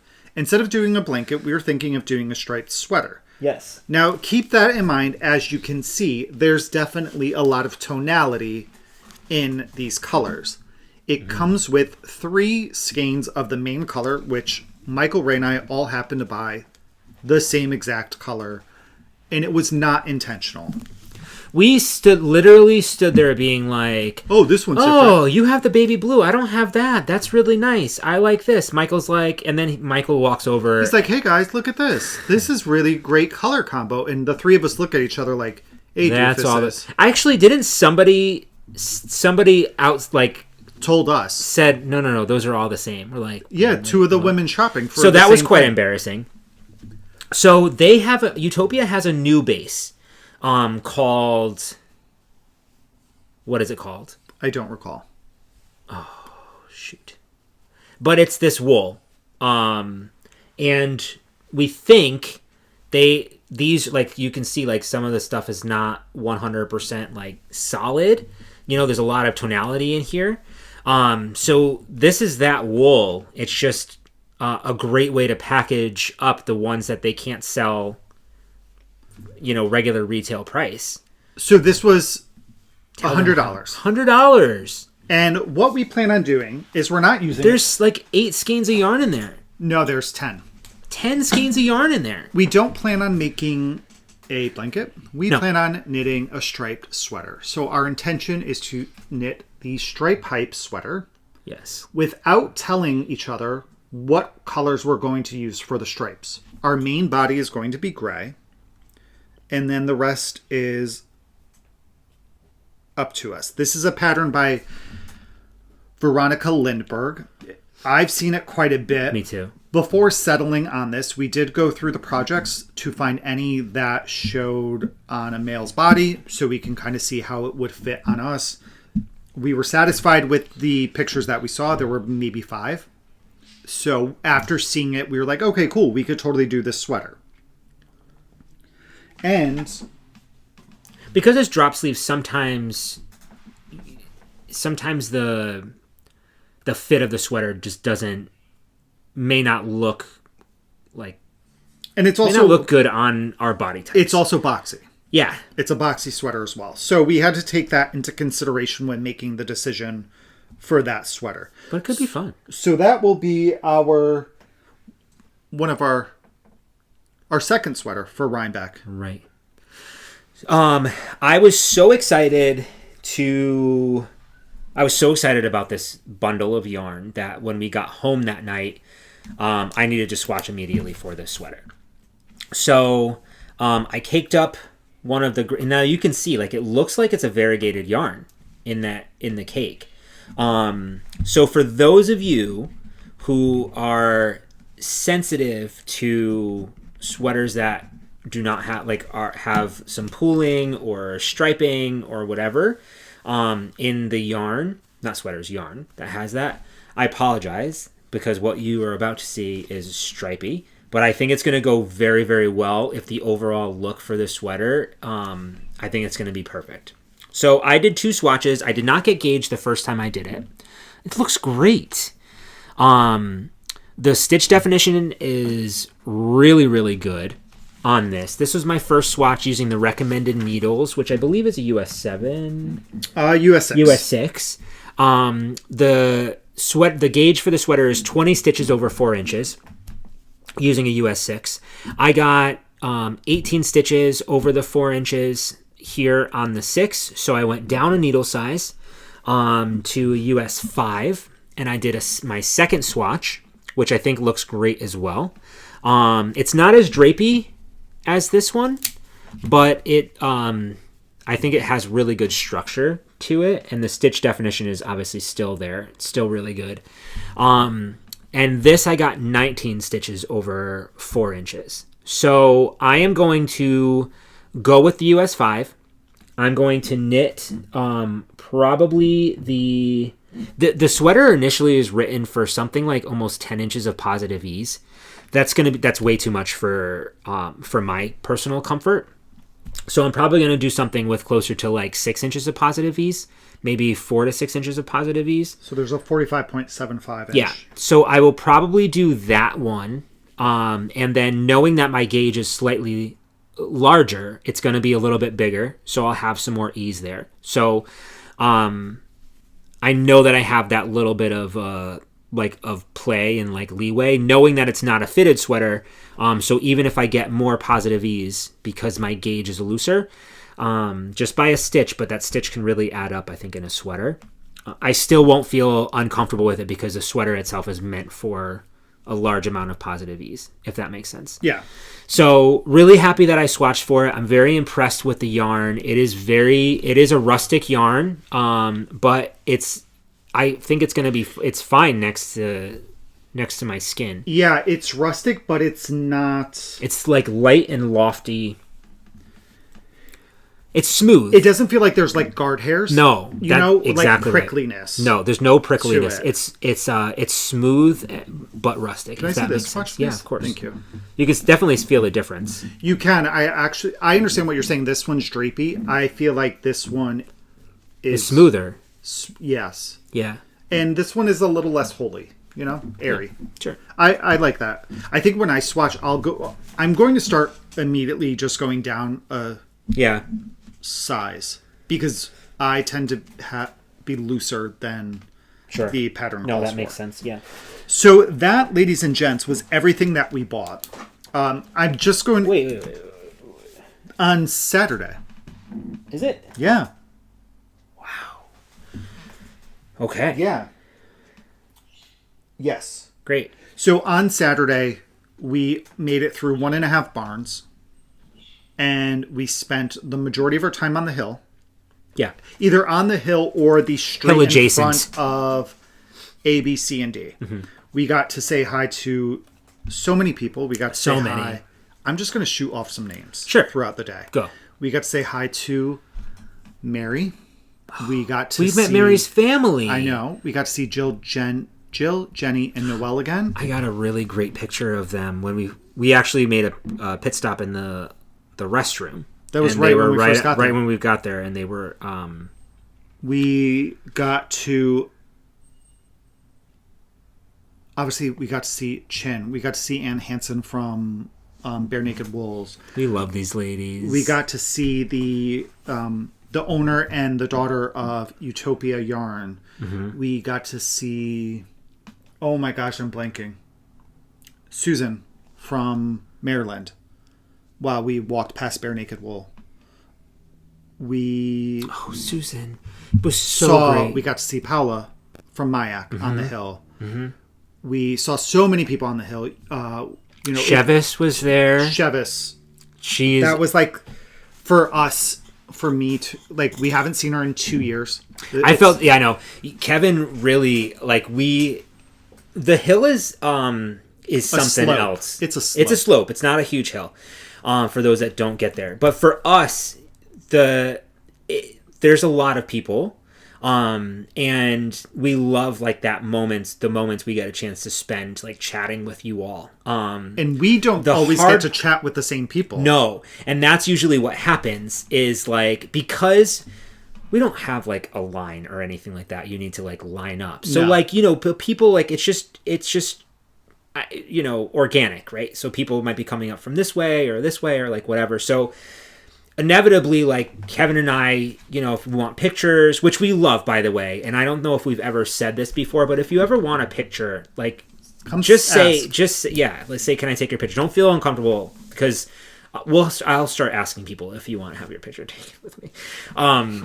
But anyway, so at this point, when we spotted Chevis, my blinders went on. Kevin's blinder immediately. So I'm so sorry if anybody felt like we didn't I don't know how to explain it. No, but you know what too is and I'm going to stop because you turned around and started walking, and meanwhile there was some people that wanted to say hi. But you were talking to a different group, and I was talking to a different group. I will say one of the things that actually was hard for both of us this year. And I don't know if at any of the previous years that we've attended where we both actually we've taken breaks before. We both actually really had to take breaks. There was a moment on Saturday. And obviously I think it's because of lack of sleep, that 3 to 4 hours. I don't do well with that. But there was a moment early on in Saturday, and it was prior to us having lunch. And I think it was prior to us being on the hill. It was. Where I looked to Ray and I was like, I have to go. I really have to. I need to go. I don't know what it... I don't know what it was. I was just I really need to... That happened to me. I need to get out of here. Mm-hmm. And then Ray had the same thing on Sunday. So that was a weird experience for us because it wasn't oh, let's just go take a break. It was I have to leave the grounds. I really have to go to the car and I need some time. And we both did that. So that was a strange thing to happen for us.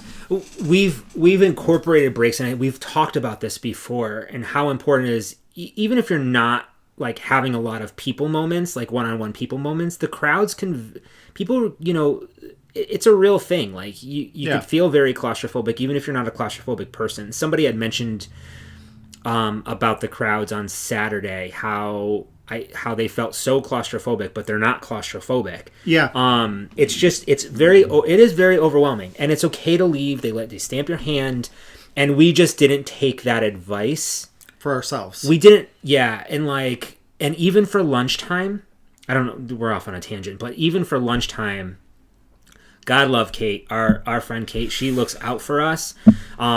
She had Michael from Upland, like she had him join her cause in corralling us to get lunch. So at like 1:30 started like, okay, let's go, like physically pulling us off the hill. And remember, and Ray was like, no, we can't, we have some I people felt want to bad talk because to us. there were And people like, that wanted to talk to us and say hello. And that's the difficult part. And I said to Ray, I was like, look, we have to go eat. Yeah, we have to go take care of ourselves. Yeah. And eat and have a beverage. I know. Have some water. Yeah. But what I do appreciate is after we had lunch and we came back, people like you all are really like, it's kind of cute. Like, did you guys eat yet? I knew you were going to take a break, so we were avoiding like coming to the hill at that time, like to give us that space, because we do talk about it. So like that means a lot to us. Yeah, there was a comment on Sunday. Somebody on one of our posts, somebody said, "Oh, I saw you guys, but you were going to get some food, so I didn't want to bother you." And we appreciate that. So much. It's great. Thank you for looking out for us as well. But Saturday's a special day. It is a special day. I think for everybody who attends, there's something that is inspiring about the entire day. You see so many beautiful patterns. You walk away with so much energy. The energy there gives you energy. At least that's how I feel. Oh yeah. And you want to go home and you just want to make all the things. So all the things.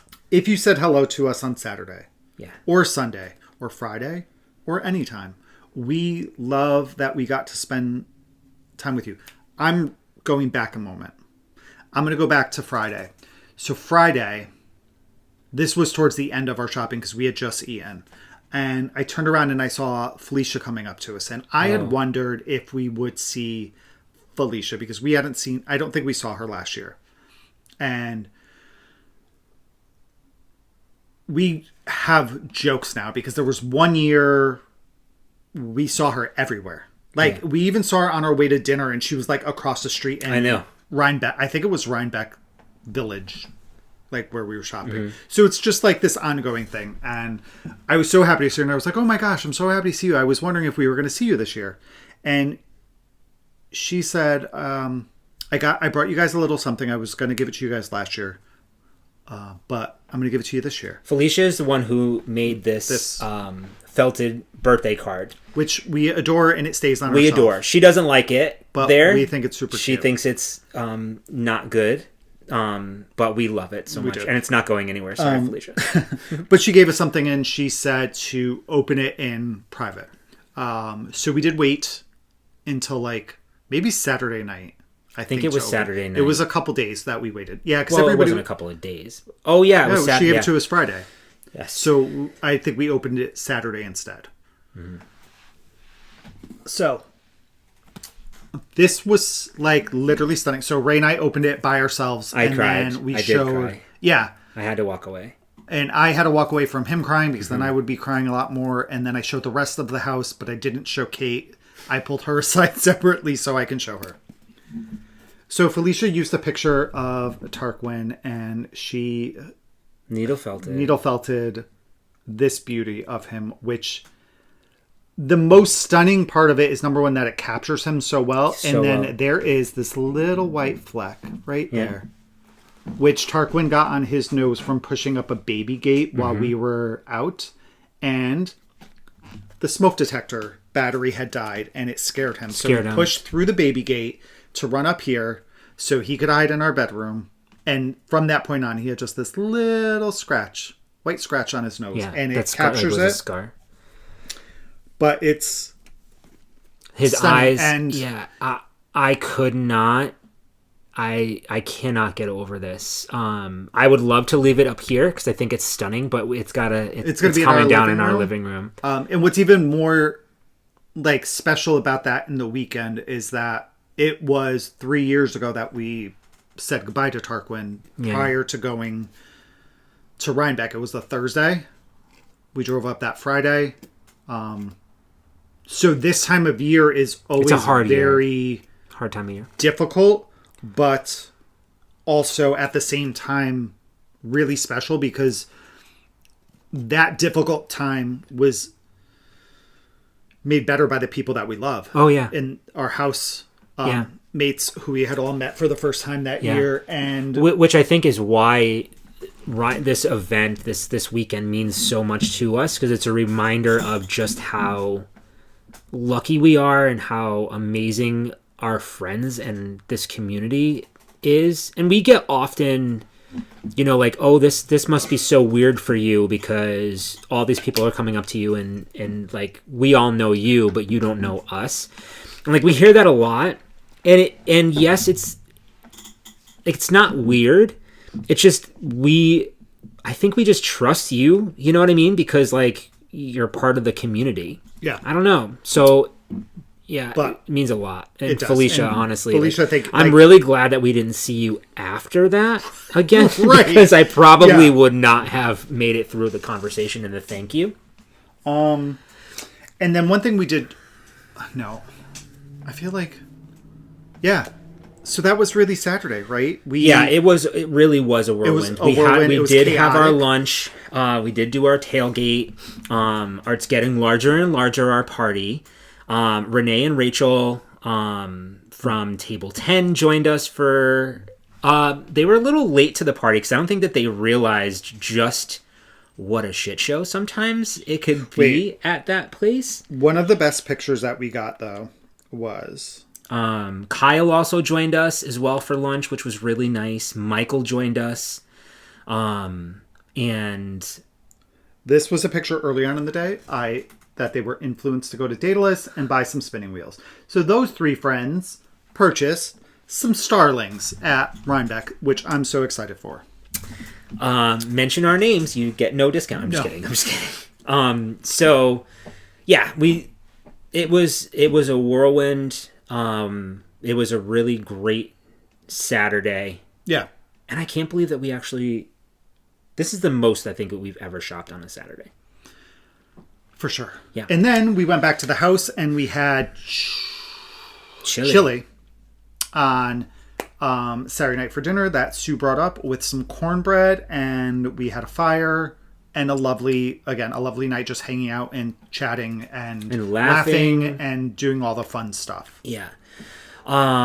So planning the Sunday, I knew that there were a couple of places that we wanted to go, because we didn't hit any of the smaller barns. Correct. So we usually Sundays for us is that wander time. We've talked about this, and like this is where we do our shopping and we get to browse and like whatever. Fast forward a little bit, we didn't have that type of experience on Sunday, but it was still really, really great. So I know I needed to go see Going Gnome on Sunday, because I had mentioned that they're going to be wrapping things up, and then the Fiber Festival of New England, I think, is going to be their last show. No, it's going to be Vogue. Oh, Vogue. Thank you. Yes, you're right. Vogue is going to be their last show, so in January. They are figuring out what's going to happen, there. So anyway, I wanted to stop by there. We wanted to stop by a couple of other places. Katrinkles, we wanted to see... Yeah, we just wanted to go to the food barn. So we had like a little bit of a plan going into Sunday. So in preparation for pretty much all weekend for me to see my Going Gnome friends, I brought a felting project with me to start. And I started and finished this guy. Isn't he so cute? He is. Oh, and you gave him blue eyes. I did. His eyes are a little bit too big. I have to put a little black or white. Black. Yeah, a little black in there. So this is Kris Kringle from Going Gnome. I've had this kit for a while. And we have several holiday-themed gnomes that we bring out during, like, Christmas time. Mm-hmm. So, but this is him. I like him. You did it really quick, too, while you were... Yeah, I did it in, like, a day... I think Thursday night, Friday night maybe. I was just waiting for some felt to do his eyes. And then I was adding a little bit of extra zhuzh to his the trimmings here. So, yeah. So I completed Kris Kringle. And it's always so fun. And I always forget how... Yeah, his eyes are way too big. That's okay, though. No problem. What I love about Going Gnome and these kinds of kits is that... you don't have to match the cover, right? It doesn't have to be exact. You give it its own personality. I've made gnomes like thicker, skinnier, taller, shorter, change the nose, the eyes, like whatever. But I think he's really cute. So that's what I did in preparation of seeing them. And Sunday... Wait, what else? So that's another one of my finished objects. Well, what did you buy from them? So Sunday we did end up going to see Going Gnome. Yeah. And I got a few things. A few kits. So if you all are keeping track, I got... Kevin said not to count the blanket as a kit. I don't... it's a bundle. It's a bundle. That's great. A bundle is not equal to a kit. So correct. If you were doing the math, I got only 3 kits. They were all gnomes. So the first thing I got was this mini gnome kit. I don't have any classic gnomes in any of my kits. They all have like a theme to them, or they're a specialty gnome or whatever. So I really wanted to get the classic gnomes. So I got 2 classic gnomes, 1 female, 1 male, and then the little family of the mini gnomes. It's going to be cute. It's going to be really cute. So yeah, figured I'd keep it classy. And then I also, while I was there, just got a bundle of fiber. Nice. To do some felting. Except there's no black in here. Well, you probably would have a lot of black left over from some of the other kits. Oh, I do. I have plenty. I have a whole bag where I keep some extra felting. So this was I think this was my only purchase on Sunday. I believe so. And I got a bottle of vodka. We did. One of the... we'll actually talk about that. So one of the other places we wanted to make sure that we hit up was the barn. Oh, no, we got one more thing. Hold on. Where's the barn? The map. So it's like the food So which is it's pretty much the food barn. It also has it's the artisan barn. Yeah, basically. It has some of the like demonstration there. It has the contest, like the how fast can you crochet. Also the artwork, which I heard our friend Olivia won. She got 2nd place. That's great. Speaking of Olivia, look what she brought us from Portugal. From her trip. Thank you, Olivia. Thank you, Olivia. And I remember you saying how to pronounce this, and I cannot remember to save my life. So when we were in that barn last year, and last year I believe is the first year we may have gone in, there was a booth there that sold some handmade wooden like kitchen utensils, and we walked through, and I thought about it all year. Made no purchases, and I really wanted to go in and make some purchases. So there's a 3rd piece. Yeah. Did I not give it to you? No. So the first one we got was this Japanese tool. Just a Japanese stir for sauteing and stirring. And this is from Chester P. Basil's. And they have a ton of stuff. Then Ray picked this one up. This is just called the long stir. So it has 2 different ends really that you cool. could use. One for scraping, one for stirring. Yeah. Like a multi-tool. And then this is a coffee scoop. So I've really been trying to get rid of all of our plastic cooking utensils. So this will replace them. And then every year we could add a little bit more, take some stuff out and add some other pieces. Yeah. So we got that from it's all cherry wood. Is it? Yeah. And here is their information. Mm-hmm. We also did some taste tests of some. Yeah, we tasted some whiskey. I think we tried whiskey, vodka, and something else. And a spirit. I'm really bummed I didn't get the. Yeah, that was pretty good. Ginger spirit. Yeah. So maybe next year. Okay. But we got a bottle of. It's called bee vodka. BEE. Yeah. So it's honey infused vodka. It's really good. It was very good. Yeah. And then I also, again, keeping in line with my theme of wanting to get some bright fibers, things different than what I have in my stash. We stopped at the Fold Out Cat, which they give you these reusable bags. Such a cute idea. And I bought 3 braids from there. These 3 braids. That was a fun booth. Yes. I bought yarn from there last year as well. I bought a sweater spin. As you can guess, I haven't spun it. But I got this, which is so bright, Kat. Day Glow Queen. It is 100% Rambouillet. Wow. And then I purchased this, which is 100% Falkland. This is a tonal teal. And I also got this, which is 100% Cheviot. And this is Iceberg at Night. So my thought is that I'm going to do not a combo spin, a crud. I forget what it was called, and I don't remember where I heard of it. But basically, where you draft from 2 braids at the same time. So I would draft these 2 together. Draft these 2 together. And so this would be, let's say, 2 different bobbins, and then I would ply them together. Whoa. You can draft together, I guess so.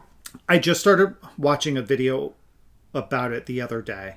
I have to watch more. It takes a little work to do. So I don't know. So I'm thinking that these 4 may become one yarn. Wow. Possibly. Who knows? But this is, I said I wanted bright, and I think I got a nice you bright definitely checked that box. And I got I would call all of these a tonal. Yeah. In some, in a weird, yes. Yeah. Oh my gosh. What? While we were on Saturday, I told you to hold on. Can we talk about what I'm wearing? Because that happened on Saturday. Please. So on the... I remember this now. Yeah. So Gail and Laura, whom we talked about when we were going over our Friday, they are the hosts of the Yarn Room Shenanigans podcast. They are 2 very good friends of ours from Rhode Island. And they're both phenomenal knitters. They're best friends. We'll have their podcast link down below. In their last podcast, Gail talks about this sweater. She knit this sweater. It did not fit the recipient. So she offered it to one of us to see if it would fit one of us, and graciously said that if it does, it's ours. So when we ran into her on Friday, she says, I have your sweater at the house. I'll bring it tomorrow, which is Saturday. So, of course, at the Hill, they were one of the first people we ran into when we got to the Hill. And Gail had this sweater.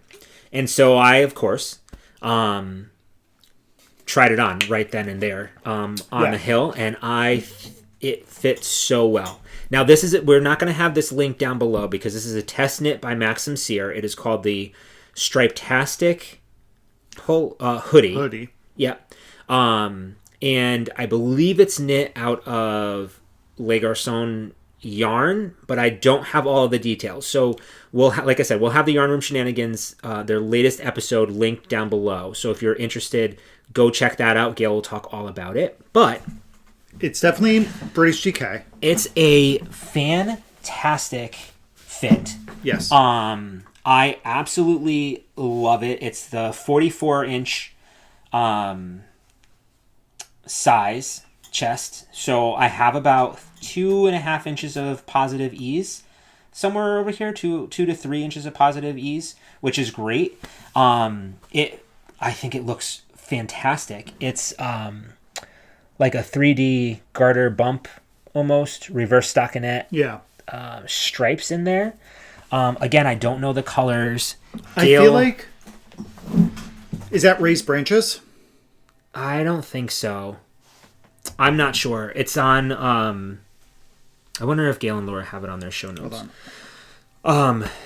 But anyway, so she gifted me this lovely... us. But I pretty much claimed it. No, I knew that it would not fit me. So it definitely... I knew when she said it was 44 that it was going to you, not to me. It's stunning. The details, I love Max's patterns. They fit my body extremely well. All the increases where all the raglans are. I love the little details, like you got a folded over cuff. Gail's also an impeccable knitter, so you can't really go wrong here. But anyway, wanted to talk to you about what this is. I don't know when the pattern is going to be released, but as soon as it does, we will make sure that we let you all know. But please go ahead and follow Gail and Laura over at Yarn Room Shenanigans for all the deets. Plus, they're great. They're great people. I think if I'm going to have to guess, I want to say the brown in there is Vincent's Highland Coup. Could be. And look at this is when I got the sweater. I want to say Isn't she stunning? The marled is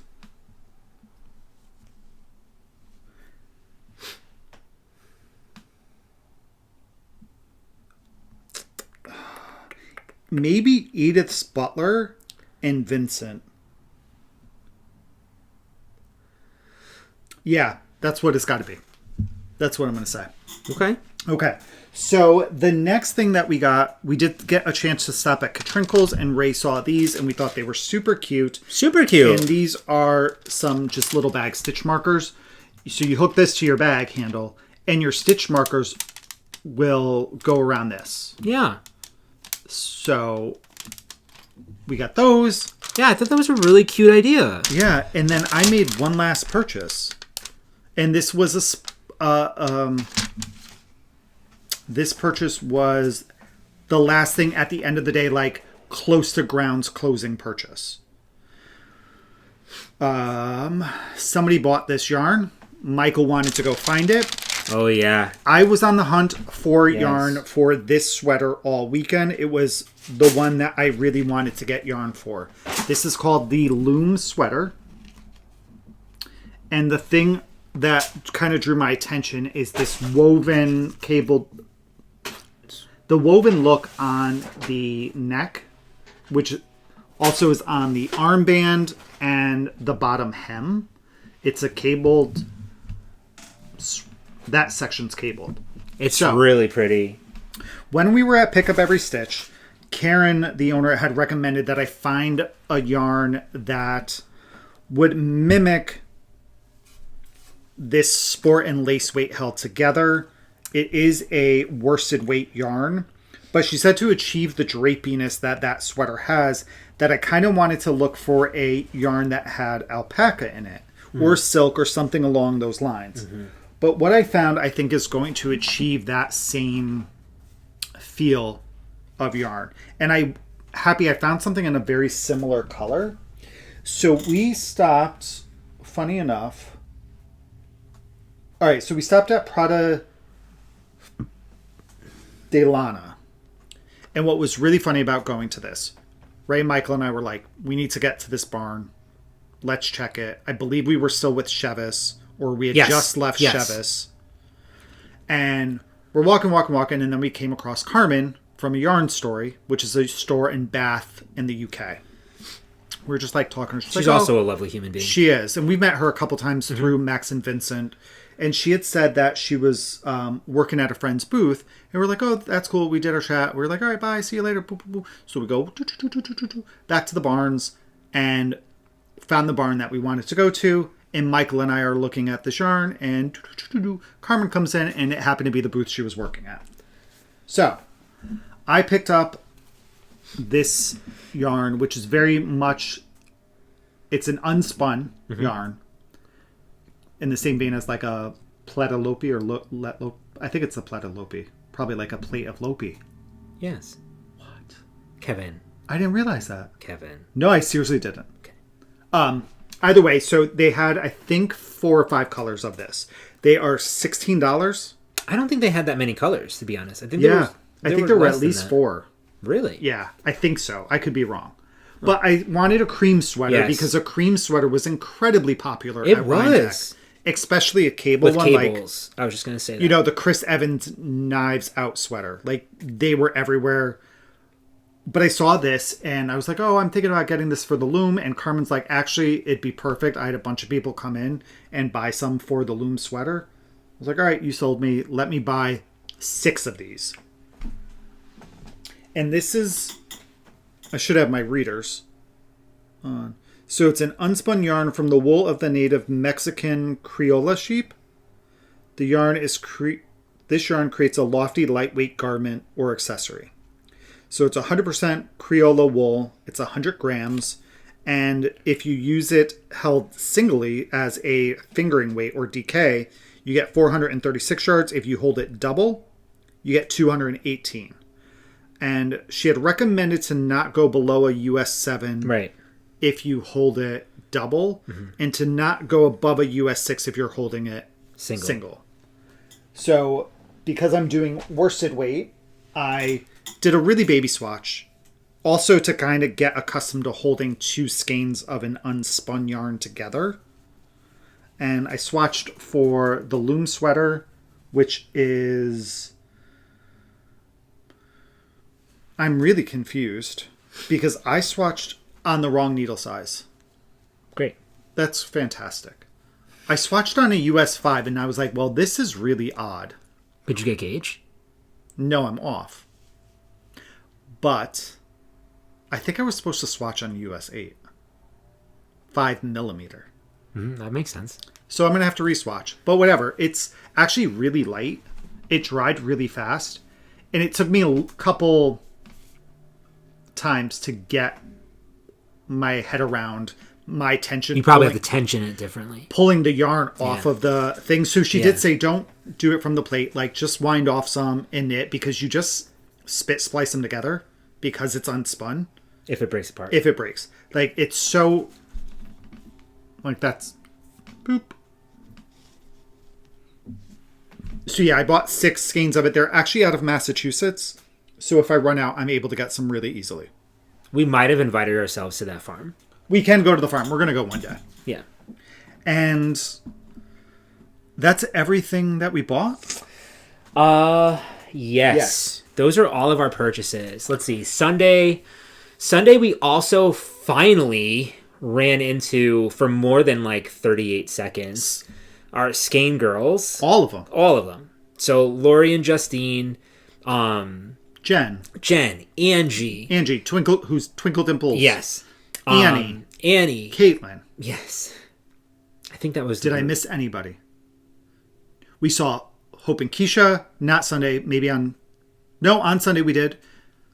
That could be a lie. I think it was Sunday. It could have been Saturday. Might have been Saturday. I'm not quite sure. It was just... So Sunday, we still didn't hit up all of the barns. We missed quite a bit. But we did. It was, again, what a wonderful, wonderful time. The energy is unlike anything that you could ever experience anywhere else. Definitely, if you've never been, just add it to your bucket list, even if you don't stay for the whole time. Just to experience what it's like to have all of these positive, like-minded, people, and you just to sit there and people watch and look at all the beautiful sweaters and hats and, crocheted garments and like sewn garments, and it's just a really inspirational time. It is. And We met so many people who were there for the first time. Yeah. Which was really, really cool. Yeah. We always make sure to ask, are you coming back tomorrow? Or are you coming back Sunday? We do. It was just sorry, go ahead. No, go ahead. Kyle and Aaron as well. Yes. It was just a lovely weekend overall. I would say like this year leading up to it, I was just like, I don't want to say that I wasn't excited, and maybe it's just because the year that it's been. It wasn't until the drive up where I was like, oh yes, it's finally here. Like, yes, right. I'm excited to go.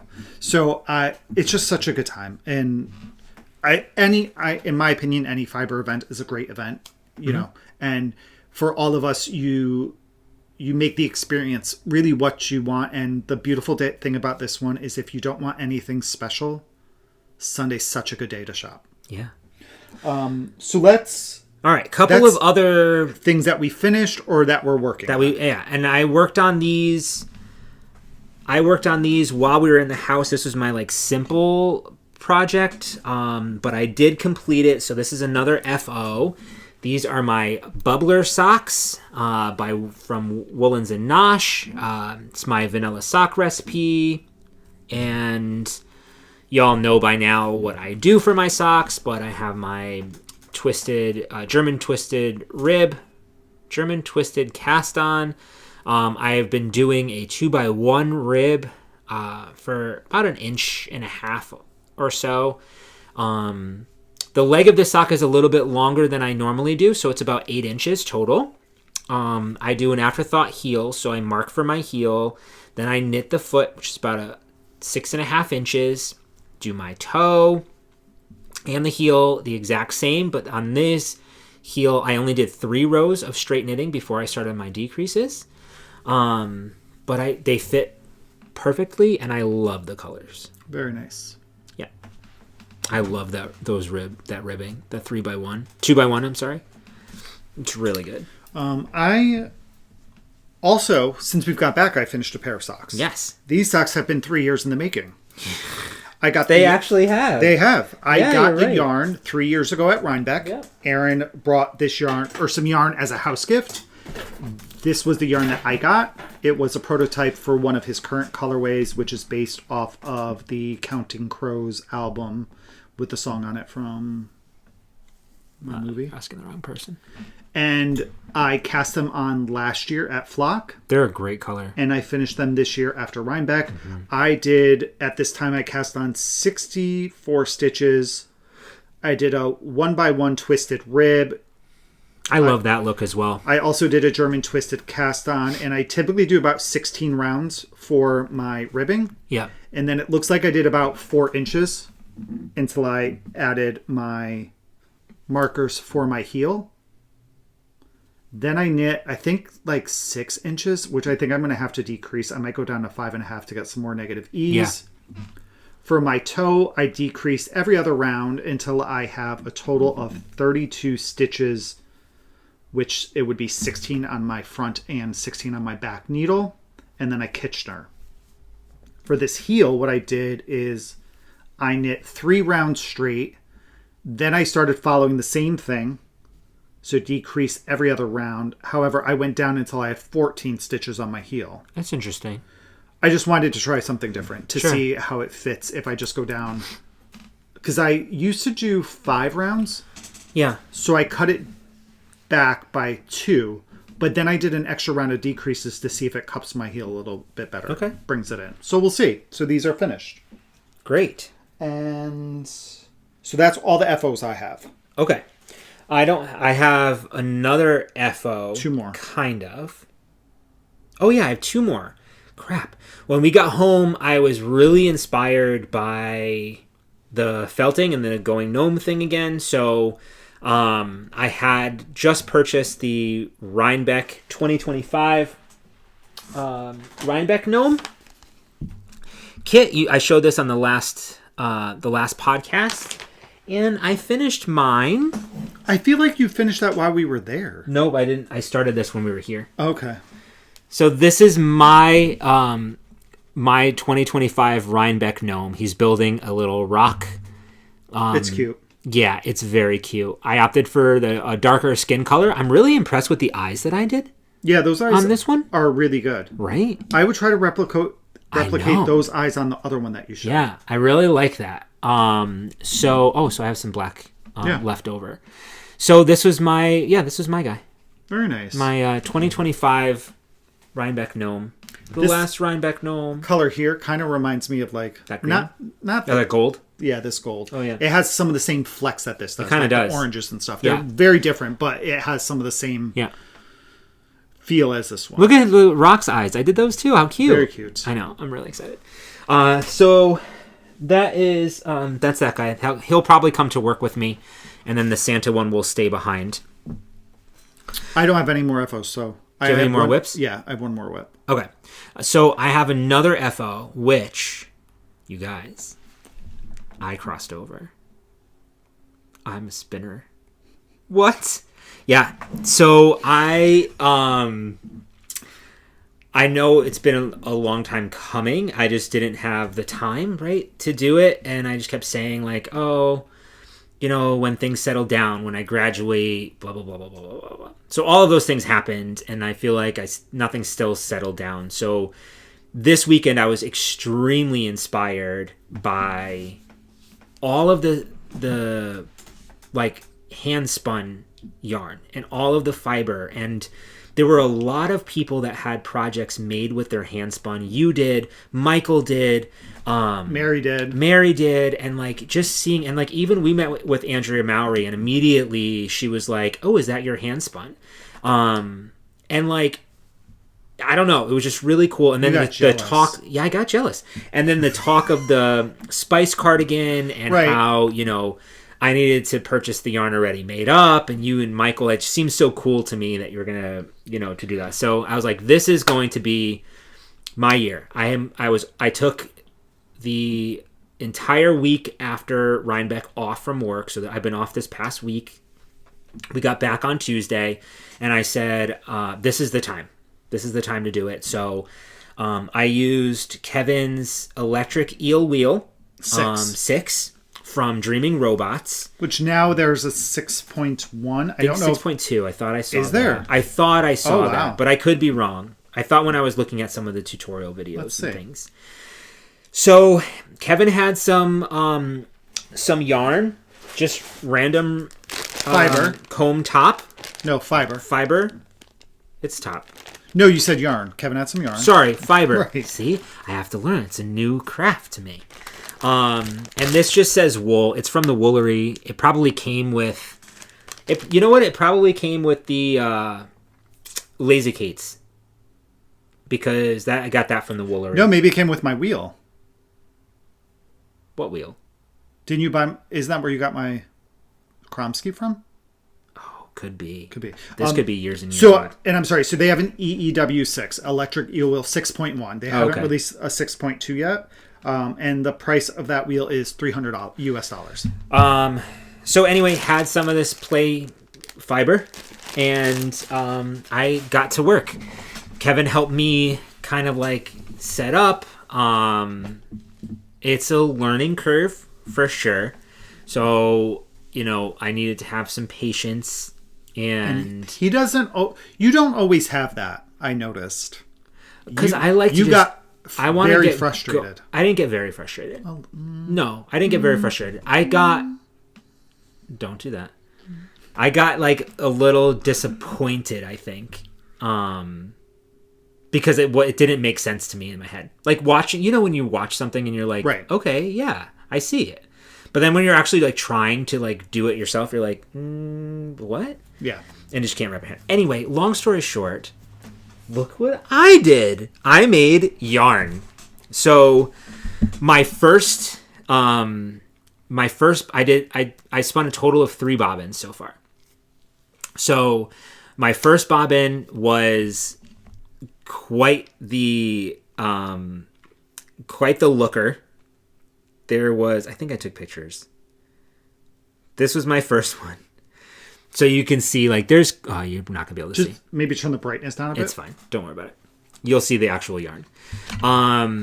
Then I did a second bobbin, which got better. And then I plied those two together because I didn't want to wait. and I applied those two together, and I created this guy.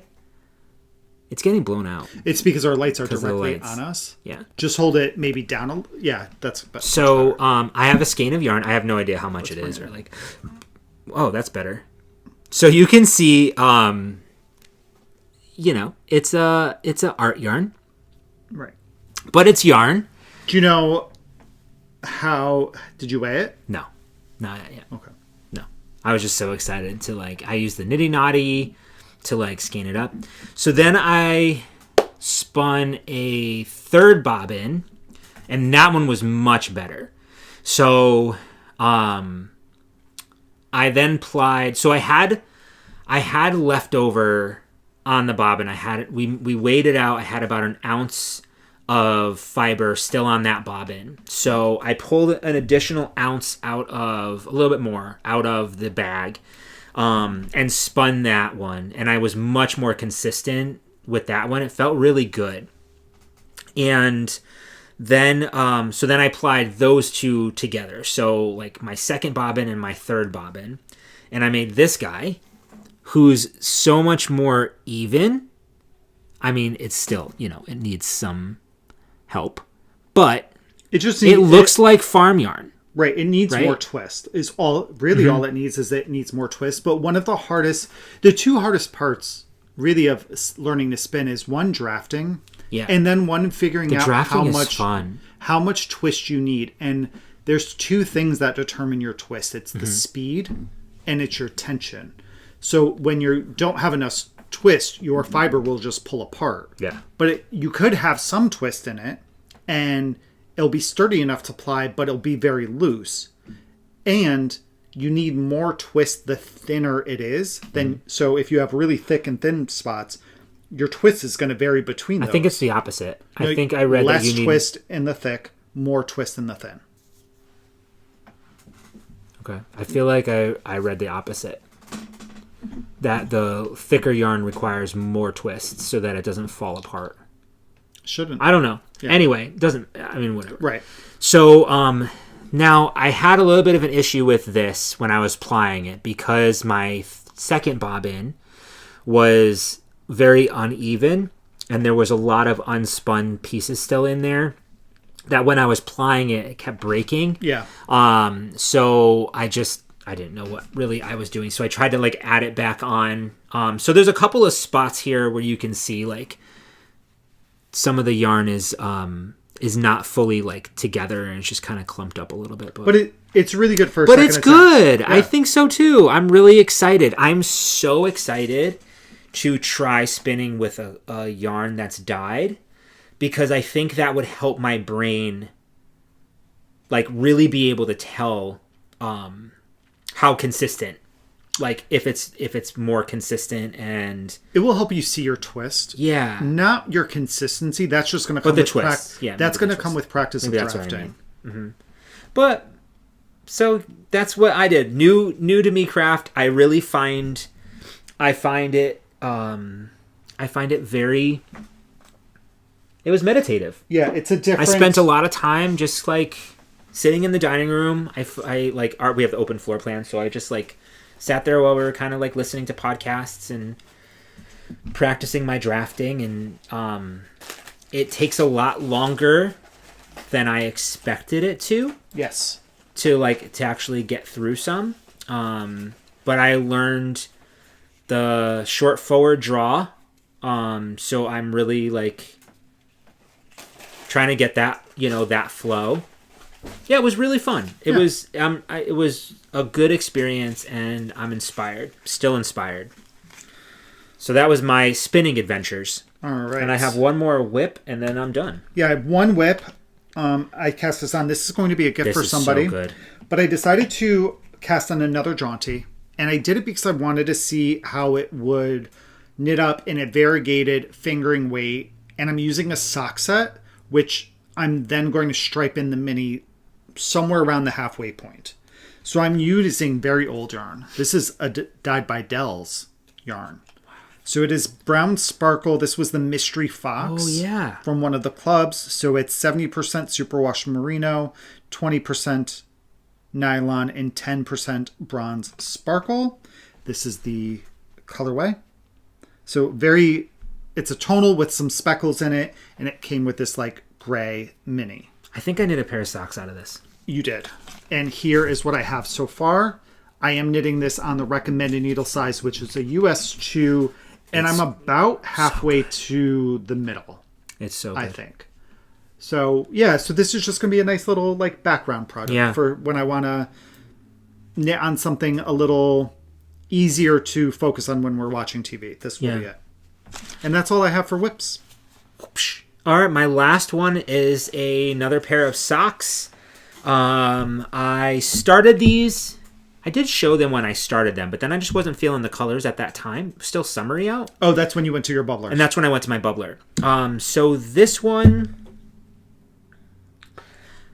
it reminds me of some kind of bird, maybe a house finch, I think is the name of this colorway. I believe you're right. I completed, well, without the heel. I marked for my heel, though. I have one sock done, and I have just marked for my heel on the second sock. This is Woolens and Nosh. Like I said, I think the colorway is called, like, it reminds me of some type of bird, maybe a house finch. Yeah. For this, I did the same thing. German twisted cast on, 72 stitches, 2x1 rib. This one was about 18 rows. So it's an 1.5 inches long. I made sure that I started the socks the same color. And I only did about a 6-inch with self-striping yarn. The leg of the sock, I try to be intentional with where I want to place my heel. And I like to have my heel because I'll use the mini for that. I like to place my heel in, although I may not have enough. I should. In a more contrasty area so that it kind of like pops out. So that's where I marked it on this one. So it ended up being 6.5 inches for my leg. And then I'll do my normal 6.5 inches for my toe. Oh no, you know what? Actually, it's 6 inch. I did a 6-inch leg. Yeah. And then, yeah. So with my toe, I did this one. I decreased every other round until I got down to 20 stitches. And then I knit one more round, and then I decreased every single round until I got down to 14 stitches. And that's where I Kitchenered at 14 there. Usually for my heel, I do go till 16. But I might try the 14 and see what happens. That's that. And that's everything, ladies and gentlemen. Yeah. It's been over 2 hours, which I didn't think we'd go that long. No, me neither. And we probably could have gone longer, but... Yeah. So, with that... Next weekend is our last Fiber Festival that we're going to be going to this year. We love going to the Fiber Festival of New England in West Springfield, Mass. Yes. At the Eastern something. Expo? Eastern States Expo? Yeah. I think is what it's called. So we will be there on Saturday only. Saturday only. It's totally doable in a day. They do have over 200 vendors or 150. Yeah. So yeah, we're going to be there on Saturday. We enjoy it quite a bit. It's probably like it's a different feel than Rhinebeck, but it's right up there. Those are our top 2 yarn festivals for sure that we've been to. Mm-hmm. And we like this one because it is like a Sunday vibe almost at Rhinebeck, where you just walk around. And you can talk with people. There's a lot of room in between the booths, and the aisles are well spread out. We could talk to the dyers and makers and things. There's not a lot of food options. You're very limited, but it's doable for the day. It is, 100%. So, with that being said, we hope that you guys enjoyed our little Rhinebeck weekend recap. And if you see us next weekend, say hi. Yeah. And otherwise, we will see you guys in a fortnight. Bye.